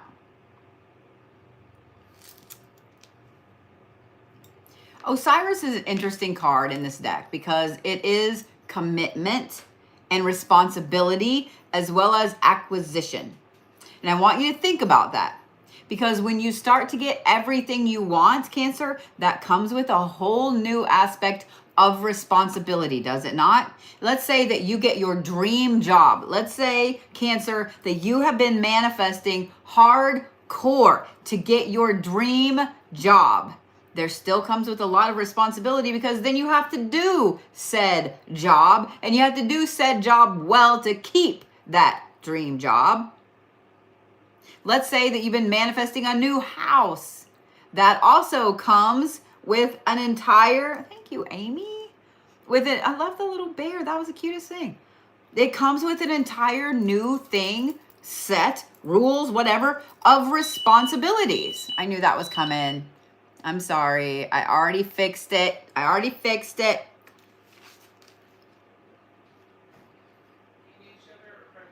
No, I already ate some sugar. I don't want to eat too much more because, Cancer, you're about to get everything you want. Here's the but.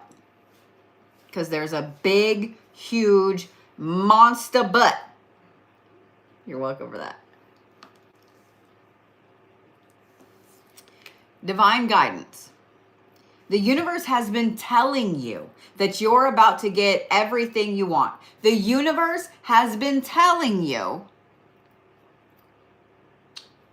Thank you, Amy. The universe has been telling you, showing you, giving you every single little tiny sign. But for this acquisition to be successful, for this brand new thing to be successful, you have to conceal it. And I know that this is hard as fuck for you Cancers to do. Because when you get something that you're really excited about, that you've been working really hard for, or that you've been manifesting, or whatever it is, when you get a new shiny toy, Cancer, you want to tell everyone. You want to show everyone. And you can't this time. Not right now. If you want these things that you've been manifesting, that the universe is saying, I'm going to bring it to you, here it is.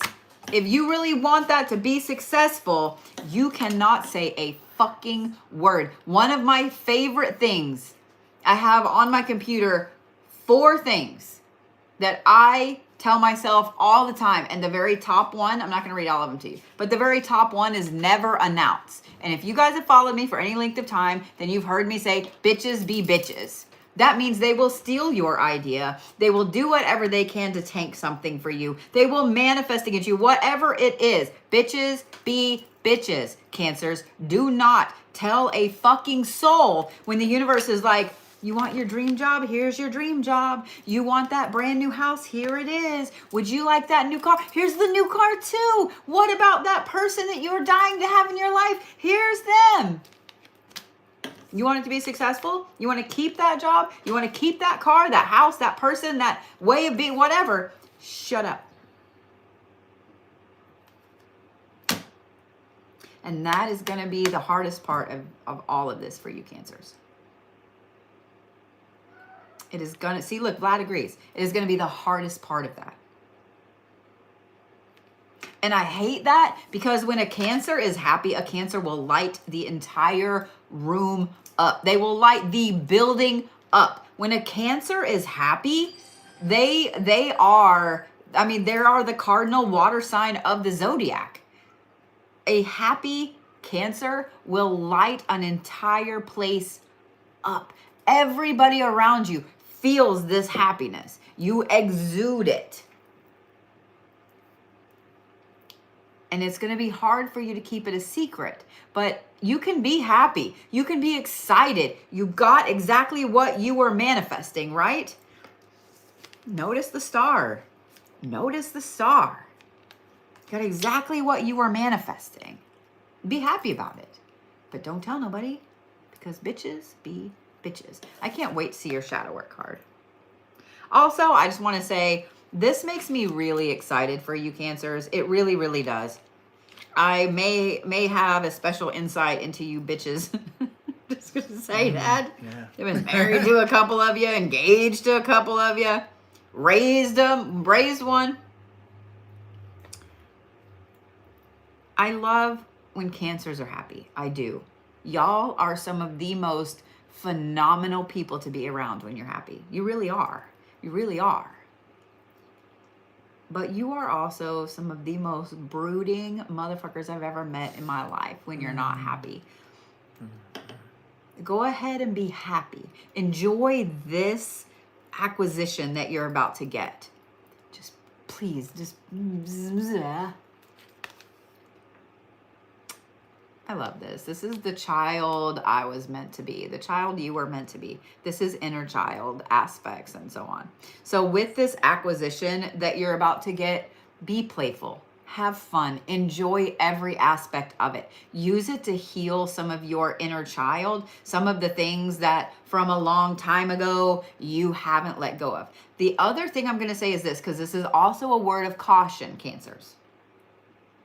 When you're getting this acquisition, when you're getting this amazing thing, this also has to deal with some things in the past that you need to let go of. Whether this is actually from your childhood or whether this is something from the now or something from a year ago or whatever, Cancer, whatever this is that you've been holding on to, if you really want this acquisition to be successful, and you've worked hard for it, Cancers, you've worked hard for it. If you hadn't been working hard for it, you wouldn't have the Osiris card and divine guidance. The universe is answering. I want to pound it in your heads. You have to let go of whatever that is in here that's been holding you back. Oh no, Cancer, you have to move. You can't sit still anymore, okay? Be happy, Cancers, but bitches be bitches. Don't tell a motherfucking soul.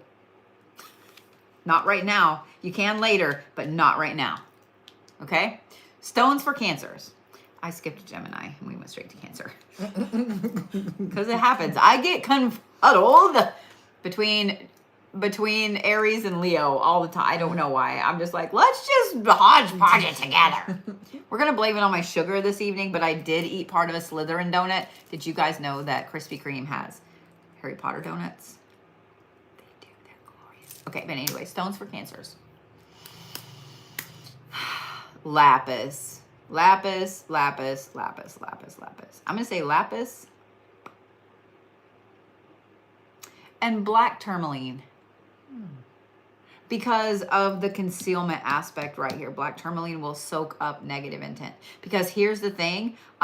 When people see that you are happy, there is always going to be that one. There's always going to be that one. We all have one, Cancers, that as soon as you're happy, they want to go, yeah, but you just manifested this brand new house, this big, glorious house for you and your family. And that friend, that mother-in-law, that mother, the sister, whatever it is. Why it's always women, I don't know. Because it's not, it's dudes too. But you know what I'm talking about. Yeah, but not, now if something happens to the roof, you got to fix it. That kind of person. Y'all know exactly what I'm talking about. You get your dream job. Yeah, but now you got to be at work at 7:30. That kind of shit. Miss me with that. So black tourmaline will help to soak all that bullshit in. Animal is a little harder for y'all this week.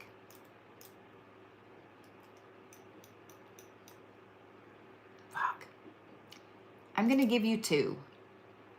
Are you ready? The crab is the first one. And the porpoise, dolphin is the second one. I'll give you two. So, all right. I'm going to let the... Ooh, TikTok, I'm sorry. I almost knocked you over. YouTube, you didn't get to see that, but I almost knocked TikTok all the way over. All the way over. Not just a little bit. They almost went... All the way. Let's go all the way. Gen X, you know what we're talking about. All right, what do the Cancerians need to know? All right, then. What do the Cancerians need to know? Gemini's, you're next. Calm down. Every Gemini, like, threw their phone, walked off, was like, I don't even like you anymore, dude. Don't be petty, Gemini. So, we have definitely some cards that are very Cancerian.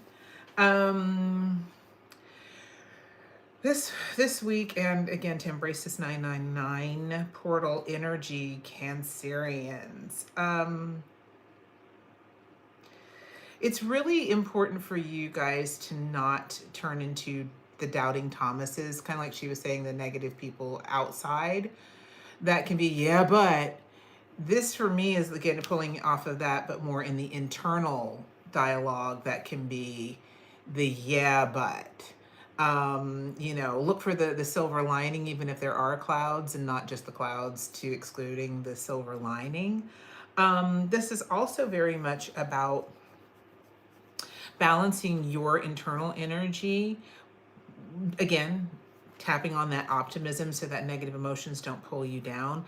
Dare to daydream, dare to fantasize, but don't over fantasize to a point of not being grounded in reality. Also, how can you step into your own personal power by, you may need to ask for help, and that's really not something you're going to want to do. But you may have to actually ask for and then accept it once it is given, because there's somebody around you who's going to be like your biggest fan, your biggest cheerleader, who's a little bit more energized, a little bit more assertive, maybe even aggressive, to get you out of stuck in a rut emotional patterns. And maybe that's a person that would be the first one that you might want to ask and say, hey, need a little help over here. And like she was saying about tapping into that inner child energy, but don't get into this place of tapping so much into that inner child that you're just too, again, lost in the daydream, lost in the fantasy. You're going to have to ask for help. It's collaborative effort, collaborative work. And again, people or person who brings something very different to the table from what your natural personality or your talents or your gifts are. Once you ask this person for help, maybe more than one, but it's going to solidify some of the plans that you've been working toward. And maybe the things that you have been fantasizing and daydreaming about, this person can take it from just hypothetical fantasy to being so, God, sorry, it's so unprofessional. I'm so not used to TikTok. I'm like, what? I'll take a sip of whatever sippy cup hat that was. This person's unique talents and gifts being different to yours will help to solidify whatever things that you've been working on, and taking it from the daydream and fantasy and what it could be this and it could be that, but now let's put it down to brass tacks and giving some action to it so that it can actually manifest in the 3D real world of what you want. Also, watch your money right now, Cancer. This now is not the time to, emotional, soothe with wasting money frivolously. Invest in whatever it is that you're trying to build and work toward. Now is not the time to be wasting coins. That's what I have for Cancers. I don't know if you hurt the Cancer's feelings more than I did. I don't feel so bad now. I don't feel so bad now. All right. Feelings with love. For those of you guys that are just joining or you're new to watching or whatever, this is a friendly reminder that there are only a few rules in here, whether it is on TikTok or YouTube, as I'm drawing for Gemini because I overskipped you and I'm so sorry. One, we don't talk about politics in here. There are plenty of other live streams for that. 2, we don't talk about other creators in here, especially in a negative light. 3, don't be a creep because even creeps do not like creeps. And 4, do not co-read. Co-reading basically tells me, Camille, and everybody else that we don't know jack about shit. I take that very personally. It pisses me off. And if I see that you do it, my mods also have seen that you do it. And I guarantee you that they have screenshotted your account and what you said and so on. Here's how I'm going to liken co-reading to. Co-reading is basically you telling me that I don't know anything about my cards or what that card means. And I'm Camille can give you her pedigree here in a little bit if she wants to, but I have professionally been reading since 2013. And when I say professionally reading, I don't mean just on a couch somewhere. I mean for a massive site called Purple Ocean, where I was reading for 25 to 30 people a day in depth on video. And that's not counting the years of experience before that. I know my shit. And if you come in here and you want to say, well, let me add to that. And no, see yourself all the way out. That pisses me off. Don't do it. I said what I said. Seriously. That is the equivalent of being a Karen and following the plumber around your house so you can tell the plumber how to fix your toilet. If you needed the plumber, then you don't need to tell him how to do the job. Because if you didn't need the plumber, the toilet would be fixed by you. Rude and disrespectful as hell. All right. Now, that being said, let's read for the Geminis, because the Geminis all wanted to give me dagger eyes. All right, Geminis, are we ready? Anubis, which is neutrality, obligation.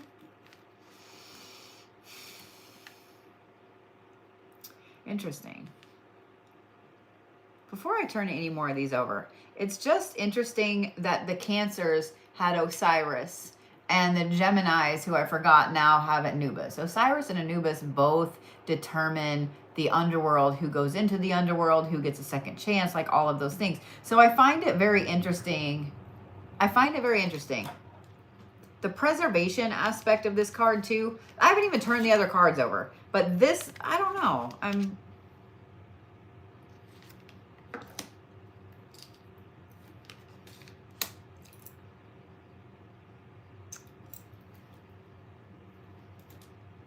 Walk away, Gemini.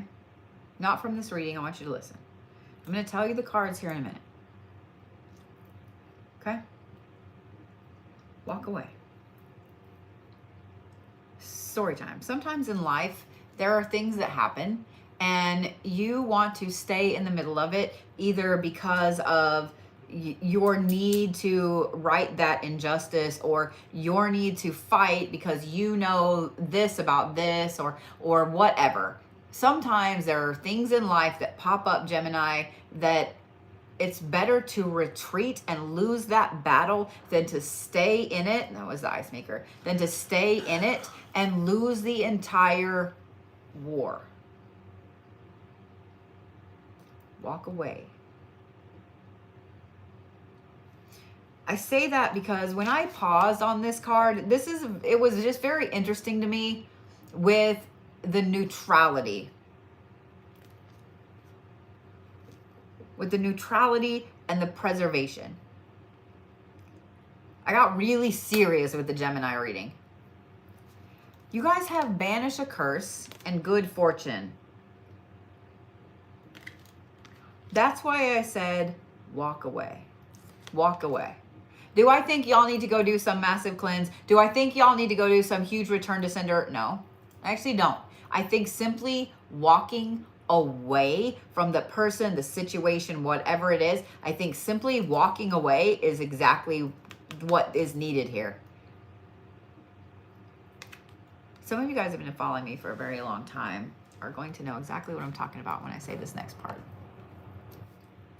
There's a reason that I don't get involved in drama on social media. I know. Mainly because I don't have time for it. I don't care. The other thing is this. Just enjoy living in the penthouse of somebody's brain. When you walk away and you cut ties and you don't say anything, you don't backlash, you don't talk about what a piece of shit they are or give your side of the story or what they did, that puts them on shaky footing. They might get some listeners, they might garner some interest when they're talking about what a piece of crap you are and how you did this and this and this and this. But when you don't even lower yourself, and I said it that way on purpose, to defend yourself,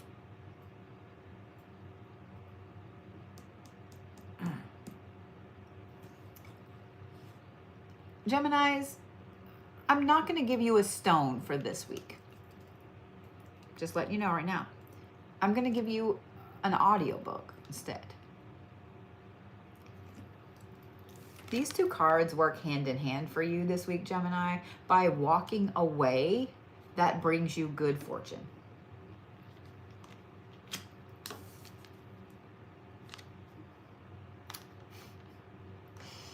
You can't make this up. This is the forgetting one's self card.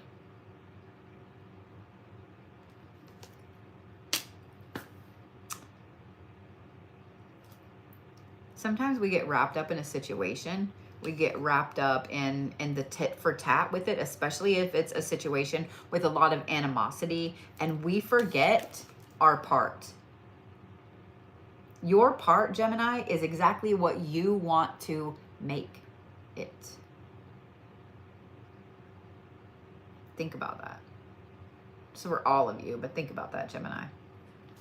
By staying in that situation, by staying around that person, and by continuing to stoop to their level, and I said it that way on purpose, you're giving them fuel for the fire. So remember when I said that I was not going to give you stones, that I was going to give you an audiobook? I wasn't lying. I think that whatever stone you feel you need on a daily basis this week, Gemini, is going to help you. Whatever your favorite stone is, whatever stone you want to bring with you that day for inner strength. But I want you guys to go on YouTube and just to look up Machiavelli. And I know a lot of you guys are like, oh my God, Machiavelli. Do you guys know, and if y'all may have heard me say this before, do you know who coined the term Machiavellian and who made Machiavelli into someone that was a pariah? Shakespeare. William fucking Shakespeare. Machiavelli was actually a very prolific writer and was jailed by the very people that he helped. They hired him to write stuff to help put them in power and so on. And when he was like, hey, y'all are going too far over this way and you don't need to be doing that, that people are going to rise against you, they threw him in jail. And that's when he wrote The Prince, which is the one that everybody likes to say is how all these Machiavellian leaders rule by. But what that was at the time, that was his way of saying, here's what all these corrupt leaders are doing. And it was looked at in that way until William Shakespeare decided to use the term Machiavellian in one of his plays. So Gemini, I want you to go on YouTube and I want you to look up some different Machiavellian quotes from Machiavelli himself, not from some other thing. I want you to listen to The Prince as the audiobook. Because this right here, you are dealing with someone that is the textbook definition of the person that Machiavelli was writing about in The Prince. You are dealing with somebody that is very narcissistic, that everything is their way or the highway, and that they are going to be the squeaky wheel gets the grease. They probably have said that more often than not. Well, do you know what happens to a squeaky wheel when you take the ball bearing out? No one hears it. I said what I said, Gemini. So whatever stone you need. Animal-wise, you guys are the great horned owl this week, Gemini. You are the great horned owl this week. I got really deep really quick, Gemini. Thanks a lot. Camille's like, oh, yeah, all right.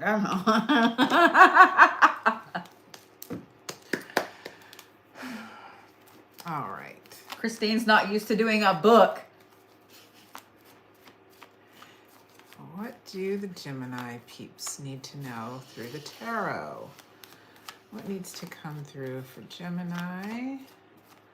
Hi, Gemini peoples. So you guys can maximize this 999 portal.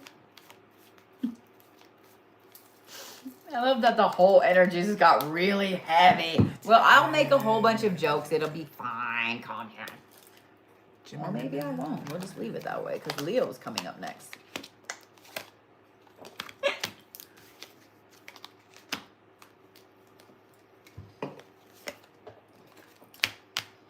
A lot of Gemini vibes with the cards that have been thrown.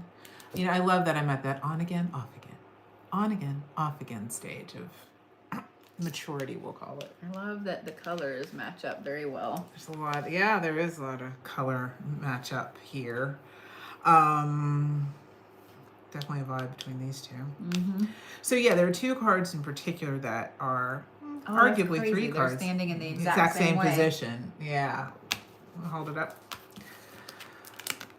So the synchronicities and similarities, loving it. Mm-hmm.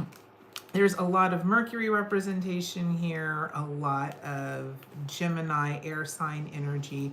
So this week for you guys, one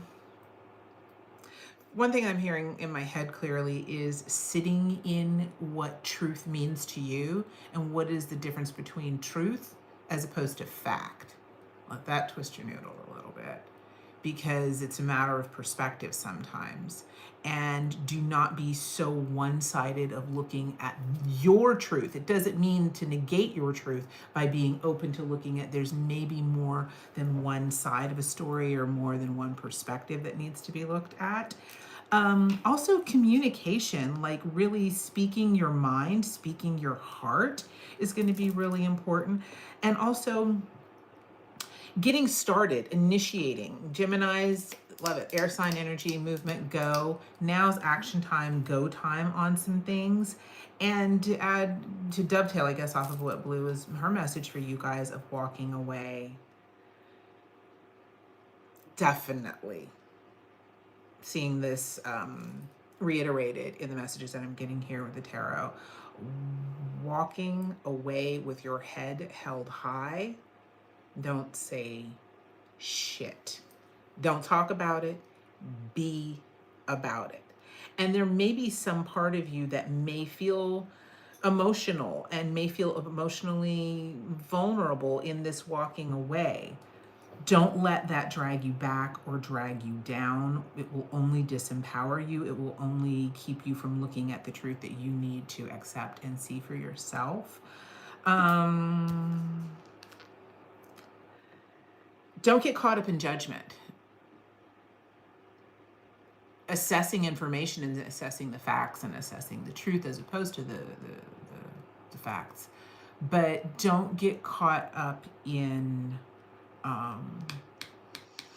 harsh self-judgment, or don't even waste your time judging the other person that you're walking away from. It's only going to hold you back and slow you down, and it's going to get you caught in your feelings, and it's going to divert your attention from actually creating and manifesting the things that you're desiring and wanting, but the energy to walk away, the energy to do what you need to. Then you're going to be mad. Silence. Silence. Mm-hmm. Silence. It is behaving with wisdom and maturity. And the younger, more immature aspect of Gemini wants to pop off, mouth off, be Billy Badass and let their mouth run off. Sometimes their mouth writing checks that their ass can't cash. Sometimes that their ass can. But that's going to divert your energy. And it's actually a deflection technique from you really addressing the issues. And it's going to, again, keep you from being focused on manifesting and creating. And right now is a really powerful time. Be mindful of what you say. Be mindful of what you think about, because shit will happen quickly. But now is the time to act with maturity and wisdom. Not the, well, I'm not going to walk away from a fighter. They said such and such a thing to me. And another thing, and I know what I'm talking about. Shut your face. I love that somebody was like, should I be worried about the Leo read? No, you Leos never disappoint. You Leos never disappoint. Geminis, I just want you to remember that you just need to check and see if the battle is worth the war. Just think about it. All right, Leos. Leos! Mods, this is a friendly reminder that there is no tolerance. And if you guys do not understand, those of you guys on YouTube, just saying, y'all are new to the party, but See, Leos, y'all never disappoint. No, we're not doing 3 anchor cards. I love you, but we're not doing 3 anchor cards, Leos. Said no.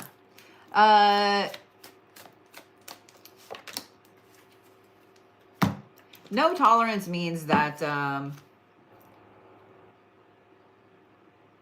you don't really get a warning. You want to say what you want to say. And I just want to say this. For some reason this evening, the comments are a little more than, than they should be, especially on TikTok. Here's the thing. I want you guys to keep in mind that just me personally, I've been practicing a very, very long time.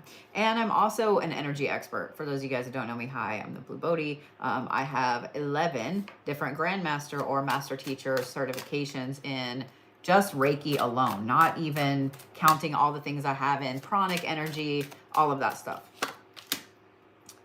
Just because you hide behind a troll account does not mean that you did not just put your energy into that. My mods will 100% screenshot what you said and screenshot your account. Also, fair warning, 80% of my moderators are Tauruses, so and I just gave them permission to be petty for the week, so I'm just saying what I'm saying. Leos, are we ready? Rescue us, Leos! I said rescue us. Not bring us back down the rabbit hole, because all we really need is Leos with Lilith energy. That's all we need.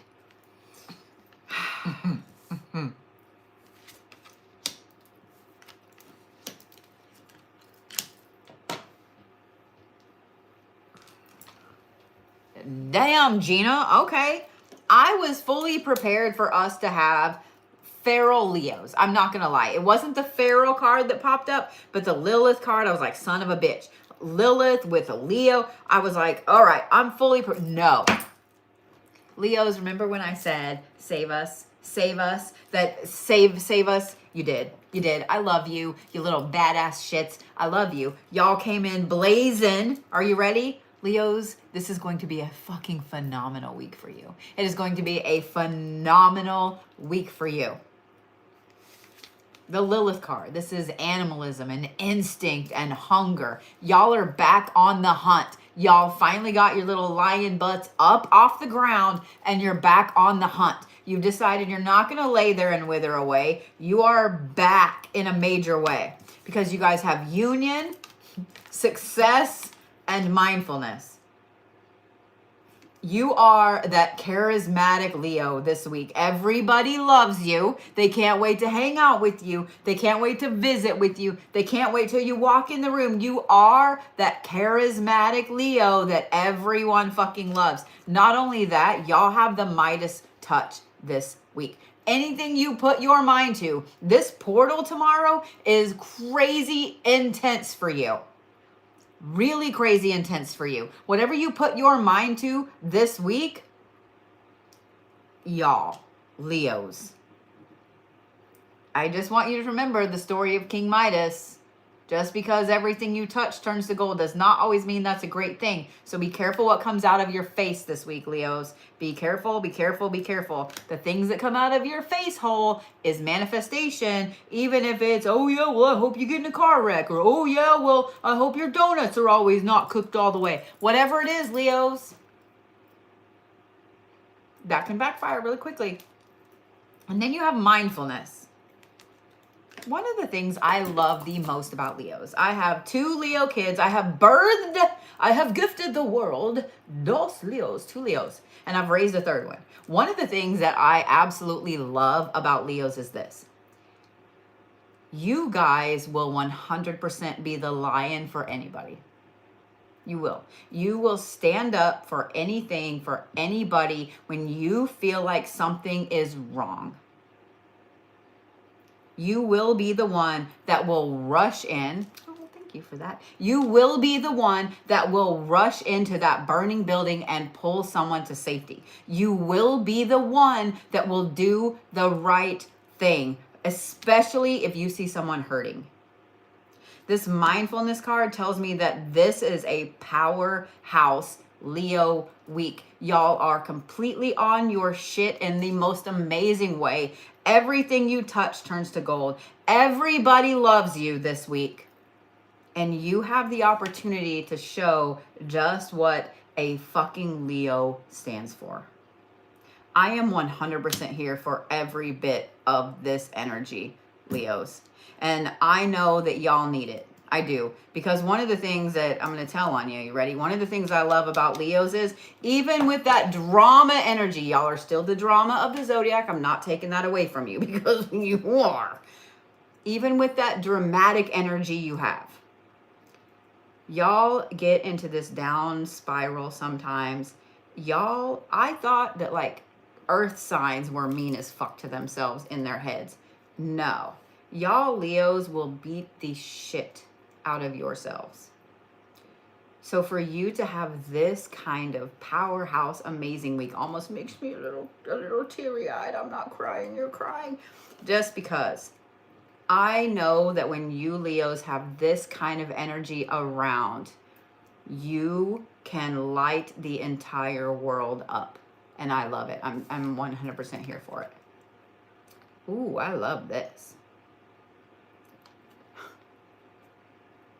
This is the shadow work card I pulled for you guys. This is Envious Gluttony. With this kind of week, this is actually a warning. This is not so much that I feel like this week you Leos are going to be so envious of other people that it's going to turn into a gluttonous habit. That's not it. It's that your week is going to go so phenomenal that you're going to have these bitches that are going to do everything they can to try and ruin it for you. So here are your stones for the week. Everything protective, period. Everything protective. And Leos, if you have a favorite oil or perfume or whatever that you like, that you associate with it, I want you to take that and I want you to go all around your house and I want you to mark your doors and your windows. It doesn't have to be any more than just a little line with your finger on that door, on the window frame, etc. Just protect yo shit, because your week is going to be so phenomenal that all these bitches are going to come in and want to have all this envious bullshit. Just protect yourself. Okay? So any protective stone this week, that anything black is protective basically. So whatever you feel drawn to. Okay? So just all the black stones this week. Y'all are the rhinoceros this week. Y'all are the rhinoceros this week. I'm here for this. I'm totally here for this. I'm excited. I'm down, like all the clowns. Not down with the clown. I'm down with all the ICP? clowns. I'm down with all the clowns. I'm ICP and in my head now. Allie Don't judge me harshly for Allie my has ICP. me hooked on one song of theirs, and I cannot Which one? sing it. Oh. I'll play it for you later. Chicken hunting? No, I don't know the name of it. Please, everybody, don't judge. Well, no, I deserve harsh judgment because I do like ICP. I deserve that judgment. But I'm okay with it. All right. Leos. Yeah, I'm curious. Paging Leo. Paging Leos. What do Leos need to know? You know what song I mean? Some people are like, I don't know what song you mean. Yeah, it has a lot of wordy words. It's a very good dance song, but it has a lot of wordy words that cannot be said on the TikTok. ICP's great housework music. It is. I support that. Hey, what's up? I'm new in town. I work for the circus, Shaggy the Clown. We're not going to continue.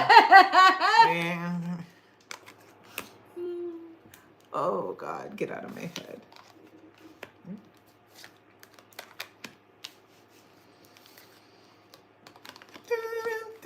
It's a little spicier here for my Leo friends.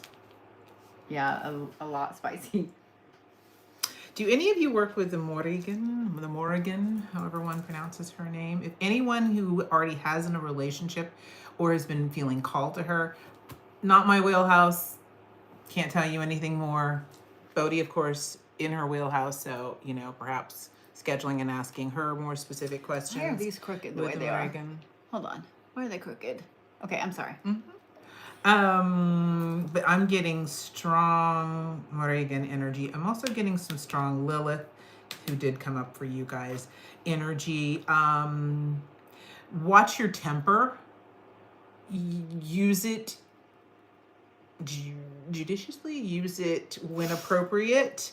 And it's really going to be about some serious shadow work for you guys this week is what I'm getting. Also, not seeing where aggression is always in your best interest. And noticing when you need to cool down. Any behaviors that you are well aware of that are unhealthy, toxic, don't implement wishful thinking. Oh, it's not that big of a deal, or it's not that serious. It could be that big of a deal, and it could be very serious. So anything that you already know that there's any, this could definitely be addictions, addictive behavior. Notice if you're getting warning signs about those kinds of things. Don't just put on a brave face and like, oh, it's not that big of a deal. You might want to take a proactive approach. I'm not getting into a health reading, but if there's anything health related that you already know that you need to be mindful of, don't give in to temptations of doing things that you know you should not do with regard to health and getting caught up in the wishful thinking of things. Toxic relationships, and anywhere where there's anyone in your life who knows how to be emotionally manipulative or emotionally blackmail, you need to have a come to Jesus with yourself about that, because if you don't, you come to Jesus or Jesus is going to come to you. Meaning, deal with that, because it has the potential to really blow up in an unpleasant way. So I hope that makes sense for Leo pupils. And again, if you work with the Morrigan, if you work with Lilith, doing some shadow work with those two ladies.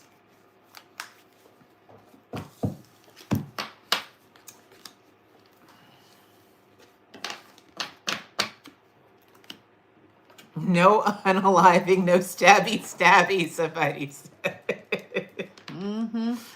Oh. Seems like a common thing across the zodiacs about people to let go of. Well, with eclipse energy, So here's the thing. It's Virgo time, by the way. Today is a very interesting day because this is the in-between. Yesterday we had thank you, Virgos. Took a hot minute to get your anchor card. That's why they're crooked. There we go. I'm like, why is it crookedy? There we go. That was fucked up. With an eclipse, that's a lot of chaotic energy. With an eclipse in Pisces, with a blood moon, with a full moon in Pisces, that is a spiritual reset. That's a lot of let go, let go, let go. And then you have the portal tomorrow. That's why it's fucked up right there, because I keep hitting it, because it's me. I'm the problem. You have this. The 9-9 portal is not like the Lion's Gate, the 8-8 portal. Everybody hears about the Lion's Gate portal, but so let me learn you. So the Lion's Gate portal is all about manifestation, right? 8-8 energy. The 9-9 portal is a spiritual ascension. It's a spiritual reset. It is letting go of things. So today you have the energy from the eclipse from that Pisces blood moon, and then you have the 9-9 portal. All of it today. Happy fucking Monday. So I guarantee you, it doesn't matter what zodiac sign you are, it doesn't matter what sun sign, what moon sign, any of that. It doesn't matter. You had a day where you looked around and had a ton of epiphanies about yourself, about where you are, where you're going, where you've been. You did a lot of instantaneous shadow work with self-realization today, because all of this is doing this. All of this is hitting. This is an intense day. It's just an intense day. It just is what it is. Some of y'all realize where you have really, really been fucking up. Some of y'all realize where you've really, really been doing some amazing things. All of us had some instant epiphanies about some shit today. And some people, the universe has smacked you hardcore in the face. Like, I've been trying to help you with this, and you ain't, you see what I mean? So I'm just saying, this has been an intense day. So for a lot of the zodiacs to have some aspect of letting go of something, yeah. I didn't even pay attention to it. That it tracks, but yeah. All right, are we ready? Virgos.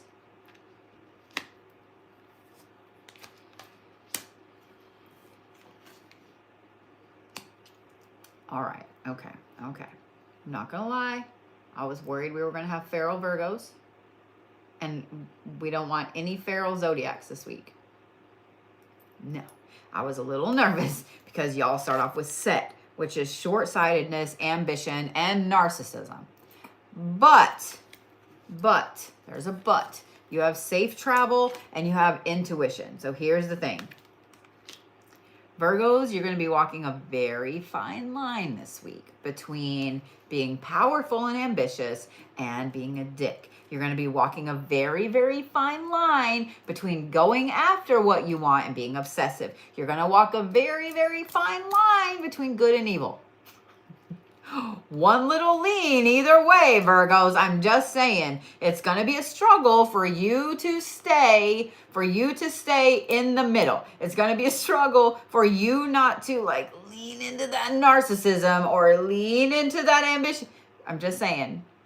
I love somebody just said, I have 3 Virgo kids. Oh, good Lord. Yeah, you might want to go ahead and get like a football helmet and some pads and just hunker down in the closet with a pillow for, I don't know. But safe travel. Let's talk about the good aspect, Virgos. Anything you put your mind to this week, ambition-wise, is going to take off. Period. Anything you put your mind to is going to take off. But you are going to be fighting the evil within this week, Virgos, with this intention. You're going to be fighting the evil within.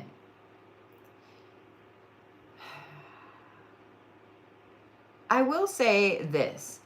This is going to be a week with a lot of clarity. A lot of clarity, Virgos. Like an insane amount of clarity. To the point that you feel crazy. To the point that you not only feel crazy, but you feel like you bypassed the grippy sock vacation and you're full on like on Shutter Island somewhere. You feel like your intuition is so sharp, pinpointed, sharp, that you can smell the future. It's just interesting. You Virgos are like super on it this week. It's going to be up to you whether you lean towards, the good side or the bad side. It's going to be up to you. Set energy is very interesting because a lot of people associate him only with bad. And here's the thing. Every single deity out there has a good and a bad. They have a good side and they have a bad side. Set is associated more with the bad because, yes, he did some horrible shit. And this is 100% trickster energy. So Virgos, when you're about to do something, I want you to overact that superpower of overthinking. It is a superpower. I want you to flip that overthinking switch on, because that will help you stay on the side of good, Virgos. Otherwise, you're gonna like hardcore over there. With trickster energy, you can be doing something and think that 100% you are doing the right thing, but you ain't, because you have this trickster energy and it might be the right thing in the moment, but it's gonna fuck over that project you just started at work, or it's gonna fuck over, you getting that house or whatever. Overthink it, Virgos. Overthink it. Utilize that as your superpower and let it be your protection this week, because your intuition, while it's sharp and while it's on point, will get you in trouble. It will get you in trouble. So you need to overthink. And I love that I looked up in time to see someone say in a comment, I don't think I've ever heard overthinking called a superpower before. Y'all, anything can be a superpower if you really think about it. Overthinking, anxiety, worry, like those are different things, but they're very, very, they all tie together. If you're an overthinker, chances are that you also have severe anxiety and you worry about shit you can't control. that's a superpower. I don't want you to look at it. Let me give you a little life hack. You ready? I don't want you to look at overthinking and anxiety and worry as something that is going to be a stone around your neck in Lake Pontchartrain. Okay, if y'all have never been over Lake Pontchartrain, there is a bucket list item for you because it's badass and a little scary at the same time. But I want you to think of it as a superpower. What if, instead of actually just having anxiety and having all this over worrying and overthinking, you're actually seeing into multiple different dimensions at all of the things that could happen? Vlad agrees.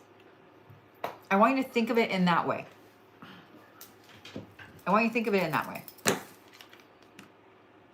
Your shadow work card is Naked Before the Stars. This is making sure that you are doing things for the right fucking reasons, Virgos. You can't make this shit up. You need to make sure that you are exposing your inner feelings, ideas, and, you know, ambitions about everything this week. To yourself, not to other people, because we all know the bitches be bitches. But Virgos, when you're about to make a decision, I want you to overthink it. What could go right? What could go wrong? I want you to overthink it. I want you to be very, very open with your own self because of this Naked Before the Stars card right here. If you're not, you're going to 100% be doing things for selfish reasons. And that is what it is. Stones for Virgos. Bumblebee Jasper. I want to give you like 9. Bumblebee Jasper and Citrine. Bumblebee Jasper and Citrine. I went with Citrine because the yellow will help you guys with some discernment. Yellow as the spiritual meaning of the color yellow is about intelligence and focus and thinking outside the box. And so I think that will help you guys tremendously. So yellow is going to be a good thing. I'm not a yellow fan, but I love using yellow in magical workings. Y'all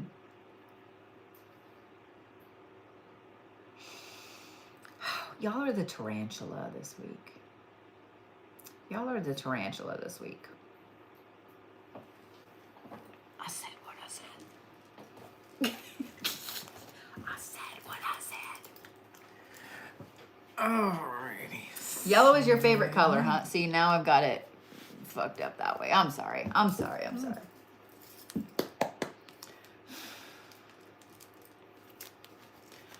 Alrighty.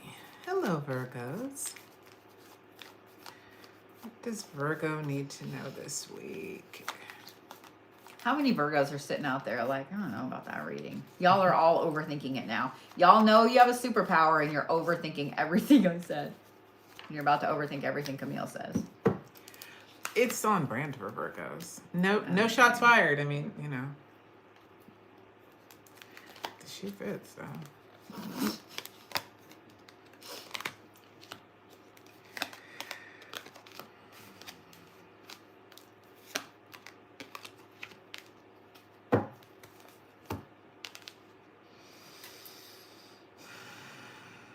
I'm really looking at them like I know what all of them mean. I know what some of them mean, but I'm like, okay.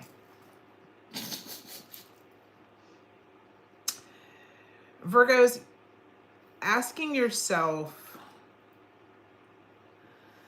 where are you holding your own selves back?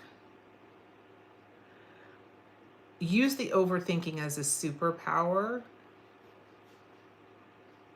And then there's 2 sides to everything. Flip that around and see where the overthinking might be creating problems that don't need to be there. So the overthinking, to be observant, to analyze, to look at multiple opportunities, multiple situations, multiple perspectives. Take that and again, use that as your superpower. But don't get so caught up in that then you use it as a stick to beat your own self up with.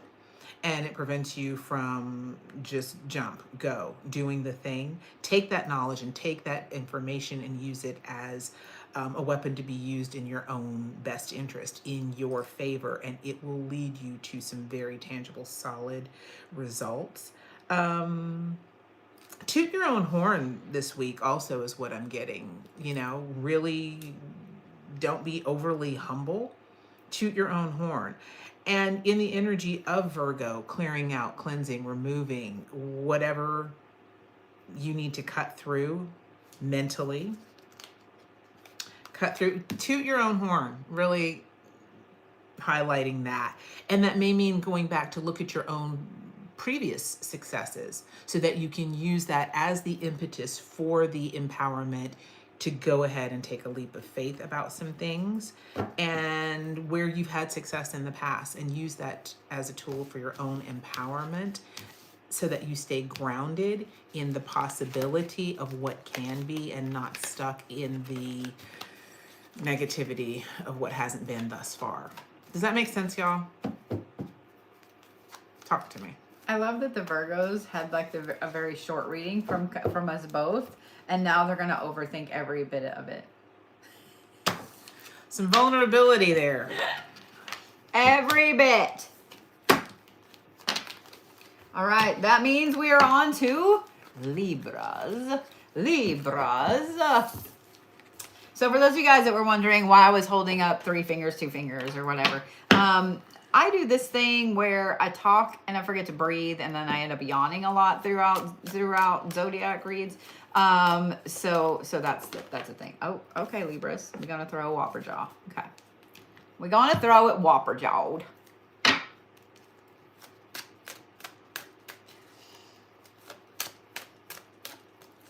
And I always see a lot of people that ask about cusps. Okay, Libras. Here's how I was taught, okay? So let's say that you're born on the day that it turns. Let's say you're born on the day that it turns Aries. You're an Aries, okay? I was taught that if you're born the 3 days up to that cusp, the 3 days of Pisces before you turn Aries, you're going to have more Aries traits. You're still a Pisces, but you're going to have more Aries traits. And then on those 3 days after it turns Aries, you're an Aries, but you're going to have more Pisces traits. So that's why people get cusps all jacked up. That's what I was taught. And just in my experience with astrology, with, you know, okay, Libras, you got to have 2 shadow work cards. Just with my experience with all of this, that seems to be ringing true. It seems to ring true. Like my grandma was born on the 21st of March. Well, born on the 20th, but they didn't fill out her thing until the 21st. So she always said she had 2 birthdays. She 100% was an Aries, even though technically she was a Pisces. Technically, she was born on the 20th, so she was a Pisces. But you could not have convinced anyone that woman was not an Aries. I'm just saying. All right. Ready, Libras? Y'all watch me shuffle. I just want to say y'all have set again, whopper jawed. Whopper jawed. Y'all watched me shuffle.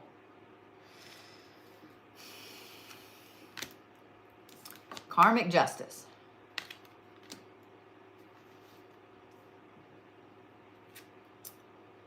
Let go. And financial security, and I'm here for that. I find it interesting that everything in here, this is like a crazy ass beetle. I can't remember which beetle this is. Crazy ass beetle. Notice the legs, okay? They're coming for you. 6 legs. And the crab. 6 legs, 2 pincers. And I can't remember what the hell bug this is in here, but why this bug is in here for financial security, I don't know. But still, you see the pattern? All the legs, and then I want you to look at how set is portrayed. This is very odd for Libras. This is a very insectoid energy this week. Very logical, very straightforward, very down to earth, very skittery. I would not be surprised if Libras are very just jumpy this week. I also would not be surprised if y'all are a little more quiet. You want to kind of stay to yourself a little bit. So for those of you guys that have a Libra moon, you're going to be kind of just paying attention, dagger eyes from across the room, not really being loud and boisterous like normal Libra. That's going to be just more of a very confined, I'm just going to be over here doing my thing type of feeling than the normal Libra of, you know, well, I just want everyone to be happy and balanced. That's not the case this week. It's not quite feral Libras, but this is 100% a let me stop and look around and take stock. Like, this is technically leaning a little bit into evil Libras, but we won't say that and manifest that out, even though that's pretty much what it is. But Libras, you guys are all about the Benjamins this week, period. You are all about the Franklins, the Benjamins, the Abrahams, the Georges. I don't care what it is. You're about it. You're about it. Be on the lookout for, you know, coins on the ground, etc. Pick them up. Y'all are all about money this week. This is a great time for you to be doing financial workings, for you to be doing clearings, return to senders for people that have been wishing you ill. This is a great time for you to be looking at where you're going to go as far as career goes, as far as, you know, protecting your finances, as far as retirement, like really thinking about all of those things monetarily.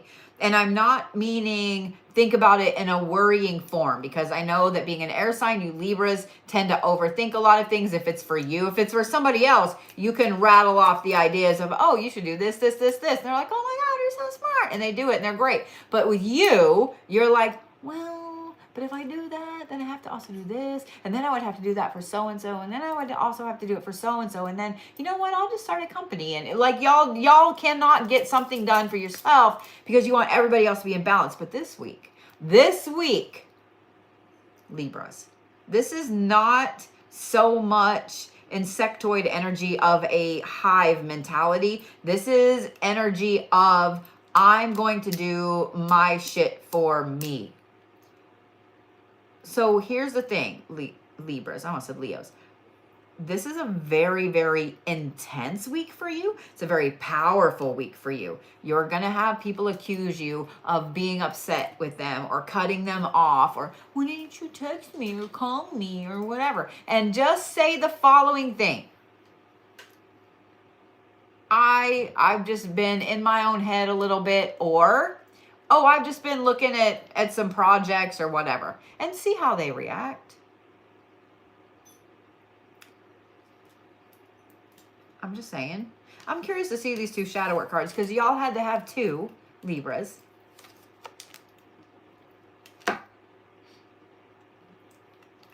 You can't make this shit up. Did I not just tell you that when people are accusing you of being cold or whatever, that you should say something and see how they react? I fucking kid you not. This is the Parasite card. Y'all all know exactly what that meant. And then you have, ooh, Gilded Regret. Libras, when you're in this financial focus mode this week, when you're in all of this amazing, let me focus on me week, do not allow it. I want you guys to notice too that these are also the Crescent Moon cards. Both of them. I don't want you, and this is easier said than done, to fall into this trap of overthinking with, well, if I just started investing 10 years ago or last year, I'd have blah, blah, blah. Libra, Because you know what? You are exactly where you need to be right now. You're exactly where you need to be right now. Don't stress about it. Don't stress about it. Okay? It's going to be a great week, Libras.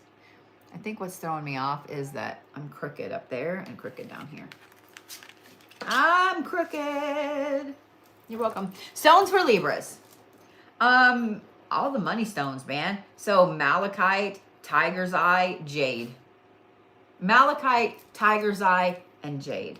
Y'all are the weasel this week.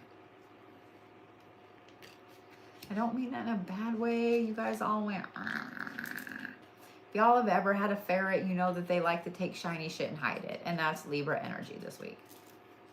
Not in a bad way. Every Libra was like, yeah, man, until you look it up, and then you look at how cute they are, and then you're gonna want one. So you're welcome. Polly Shore. The weasel. Polly Shore. I follow him on TikTok. I fucking love me some Polly Shore. Weasel the juice. Weasel.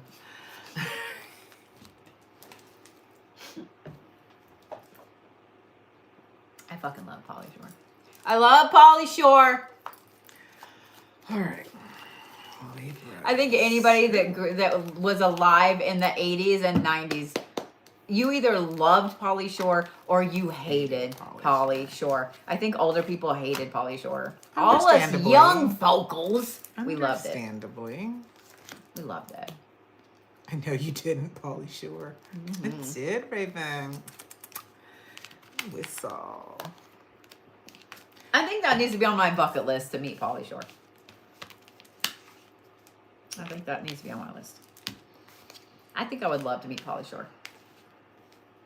You know that man has had the most interesting, insane fucking life.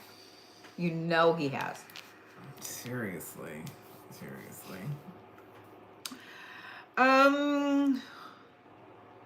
Libra, don't be so caught up in your feelings that it prevents you from taking action on things. Don't be so caught up in your feelings that you lose a sense of perspective. See,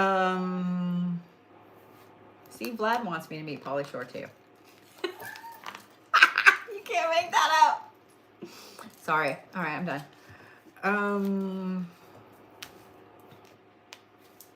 Also, if there's like a financial planner that you can work with, to work with someone to help navigate through externally the things that are happening, you know, in terms of economy and whatever, but do your own mind work, do your own mental preparation so that you can kind of drown out the noise of scarcity mindset and lack, and work with a professional who can help you to plan financially so that you can be very painfully honest with yourself about where is money going out that I could be saving, where can I invest.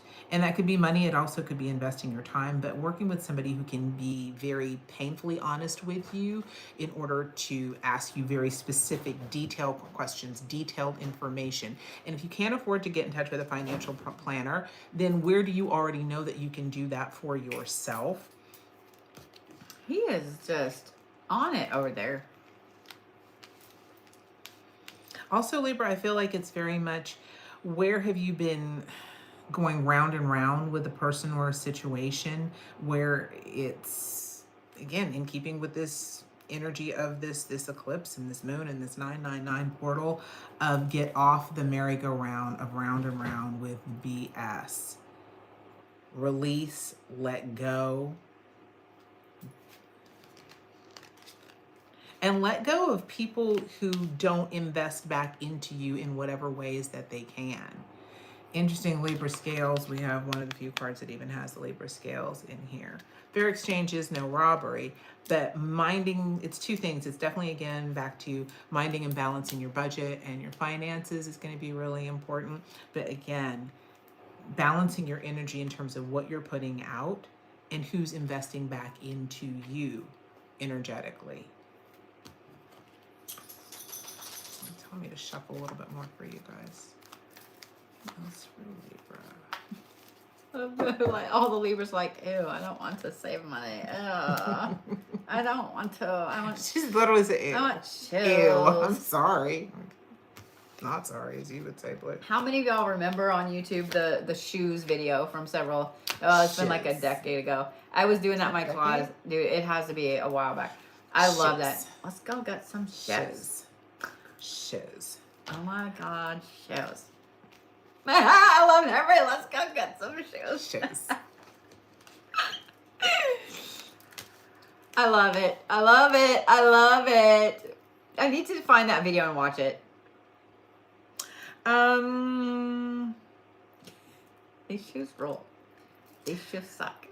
Libra, there may be some people that are not as that might be a little bit, either they're chronologically younger or they might be maybe emotionally younger, not as mature as you are. Having some conversations with them from a position of being able to give them some guidance that will help to empower them, but in a way that is speaking truth to power, in a way that balances truth with being able to deliver the message to somebody who might be a little bit more, again, either not as emotionally mature or more soft-hearted. And also, Libra, any Libras who are parents, there might be some tough love that needs to be implemented with your own children, remembering that you're the parent and that they are the child, and pulling that rank literally of, I've lived more life on the planet, I know what I'm talking about, and in a way, conveying that in a way that's appropriate to age appropriate to whatever child that you have, or someone who is behaving childishly is going to be really important. Having those conversations in a way that they can receive the message while balancing truth and fact, and perhaps maybe they get their feelings hurt. I love when I've looked up everybody's quoting shoes. It makes me happy. It makes me happy. We got to get this show on the road. I just realized we have been reading for a hot long minute. So, All right. Are we ready? Scorpios. We have Scorpios and Sagittarius. I know that I told you guys there was going to be a big announcement today, but without internet, I was not able to solidify some things, which is bullshit because I really wanted to do that thing. So the announcement will be tomorrow instead. It will be a big, massive thing. I guess that's just the universe's way of saying that it didn't need to happen until actually just on the 9/9 portal. And that is what it is. That is what it is. I will make a big, huge announcement tomorrow at 7 p.m. Yes, I will be live on TikTok. Yes, I will be live on the YouTubies. It'll be great. It'll be fun. It'll be fantastic. So don't miss it. We ready, Scorpios? The answer is yes. I know you are, because you were like, here's my cards, bitch. Let's go. Osiris, commitment, acquisition, and responsibility. What do you know? The Scorpios get the Scorpion card with defense. And rebirth. I'm here for this. I'm going to turn this one over as well at the same time. Black flower fragrance. All right, Scorpio, self-love. And tough love. You ready for the tough love part? I know you're not. Scorpios. I'm going to ask you a question. A question that is very, did I not give stones and an animal for Libras? Wait. Did I not give stones and an animal for Libras? I don't think I did. Did I? Did I, Christine? Okay, that's why all the Libras were like, okay. Wait, 2%. Yes. Yes. Okay, so I didn't give the animal. Malachite, tiger's eye, and jade. I didn't give the animal, the weasels. Mm-hmm. Okay, yeah, that's what I. Okay, that's what I thought. And then conversation. That's right. Y'all got me all confused. Don't do that. That's not nice. That's not nice. Don't fuck with a Bodhi. Don't do it. Okay, Scorpios.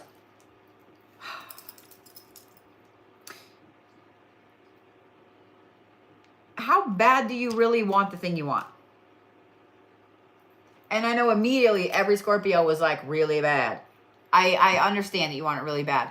But I want you over the next just tonight and tomorrow, before tomorrow afternoon, I want you in your head to be replaying, how bad do you really want the thing you want?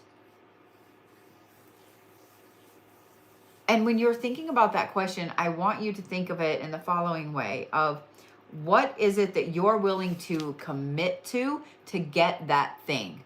Are you willing to commit to overtime? Are you willing to commit to saving more money? Are you willing to commit to letting something go? What are you willing to commit to so that you can reach that goal? And in that, what are you willing to take on? Commitment and acquisition are two completely separate things. Acquisition is just something that's given to you. Commitment is, all right, I am going to pledge that I am going to do this. Okay, what are you willing to take on? Because here's the thing, with every good comes bad, and with every bad comes good. It's yin and yang. You have to have one and the other. You have to have one to have the other. You wouldn't know what darkness is without light. You wouldn't know what light is without darkness. So you can't have one without the other. Love and marriage. Sorry, you're welcome for that. You're wrong. The reason that I say that, Scorpios, and the reason that this is so important is because of this defense card. Because when you take a look at how bad you actually want that thing that you want, and what you're willing to do as far as the acquisitions you're willing to take on, the commitment you're willing to make, how much are you willing to defend it? How much defense are you willing to put out? Because that is the bad side of things, right? So how much you're willing to commit to is the good. I want these things right here, and I'm willing to commit to X, Y, Z to get them. What are you willing to defend against? If you're really, really wanting to have this dream job, are you ready to defend yourself against everyone else that wants that dream job? Are you ready to defend yourself against, Sharon, Shelley, Sue down there who thought they should have that job? They should have that promotion. And maybe they're doing some witchy shit. Or maybe they're just sending you dagger eyes. Or maybe they're praying for you. Or is this literally that you're willing to make sure that every day you have the cool spy shoes with the little sword in the toe? And if somebody knows where to get those, I would really like a pair. I need mine in boots, though, preferably black, but I'm just... Okay, that's beside the point. But Scorpios, what is it that you're willing to do to defend yourself? To defend what you want, to defend your dreams and your goals and your hopes?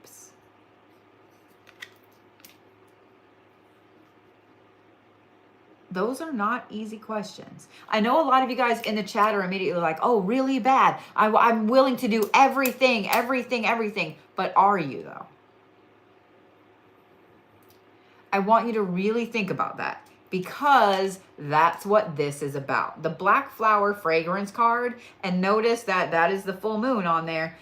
The Black Flower Fragrance card is all about where you lie to yourself.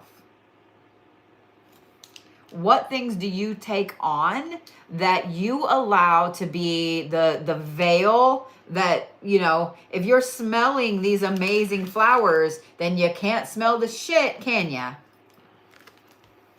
The reason I say it's really hard is because of this rebirth card. Scorpios, you're really wanting this rebirth. You're really wanting a change, a shift, an ascension. You want to be more. But what are you willing to do to be more? And I want to give you guys like a little food for thought, okay? It's same, but different, okay? I came across some videos where there were people that were being interviewed, that men and women that were parents, and the guy was asking them if they would do anything for their children. And they were like, well, of course. And then, of course, would you do anything to keep your children safe? Well, of course. Would you unalive someone if they were hurting your child? And people were like, oh, absolutely not. And some people were like, absolutely. And people were picking on, and hear me out, because some of you guys, people were picking on the people that were like, absolutely not. If they knew someone was hurting their child right then, would they unalive that person? And I really thought about this, because my instant reaction was, yeah. Here's the dark side of being a Capricorn. When a Capricorn takes the emotion out of something, that's a cold-hearted robot motherfucker right there. I mean, seriously. And unfortunately, Capricorns live there a lot. So my first reaction was, bet. Yeah. And then I got to thinking about it, because they were tearing these other people apart. Those people that said no were people that had actually done their shadow work. They knew that they would be capable of defending their child in any situation. They would be capable of doing what needed to be done to keep their child safe, but they would not be willing to actually take someone else's aliveness from them. And I want you guys to think about that. And I told that story because that's exactly the kind of deep, serious thought you need to have with yourself. If you want, let's say it's a dream job, okay? Your dream job. What are you actually willing to do to get that dream job? What are you willing to give up to get that dream job? What are you willing to defend to get that dream job? Do you see what I'm saying, Scorpios? It's not just I'm willing to do anything. What if anything would be walking away from the thing you loved currently the most? Are you willing to do that? Are you willing to give up a 10-year relationship? Are you willing to give up a job you've been at for 15 years? Are you willing to give up living in the town where your family lives, where you've grown up and lived your entire life? Do you see what I'm saying? How far are you willing to go to get the thing that you really, really want, Scorpio? That is where you're going to find this. That answer is where you're going to find this rebirth, Scorpios. It's an intense week for you. It's an intense week for you. This full moon, and I want you to notice that the full moon's on 2 of these cards. This full moon really brought out some deep thoughts for you.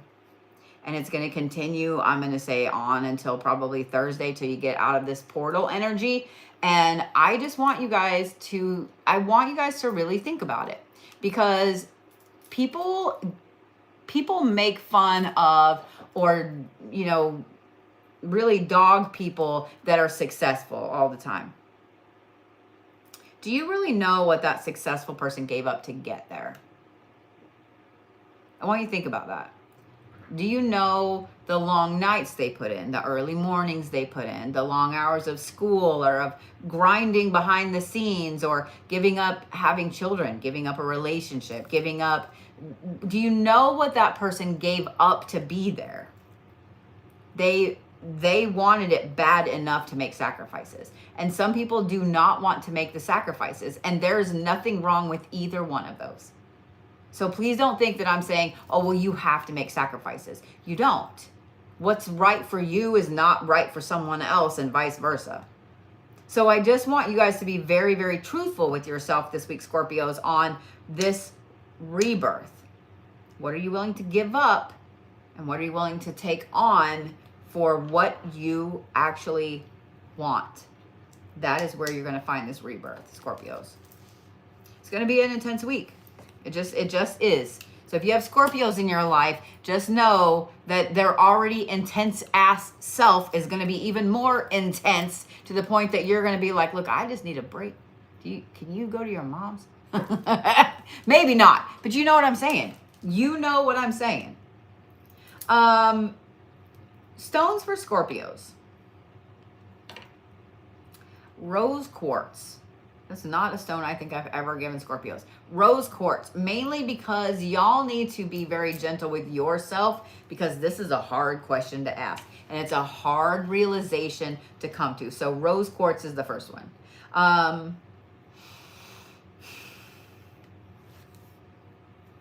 Rose quartz, lapis, and smoky quartz, because rose quartz is going to help you with being a little more kind to yourself and loving yourself. Lapis is going to show you where your ambition lies, where your sovereignty lies, and what you're willing to do to get there.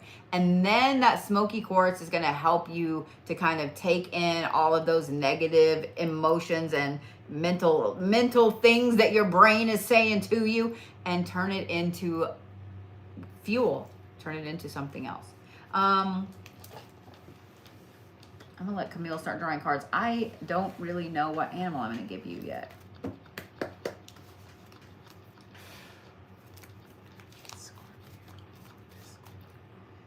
I think you are the Scorpion this week. I think you are the Scorpion this week. Y'all are the Scorpion energy this week.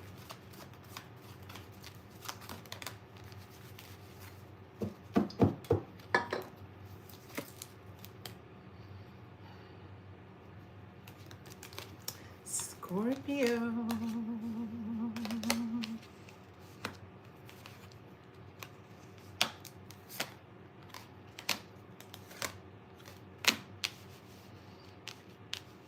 So much about chasing after your dreams.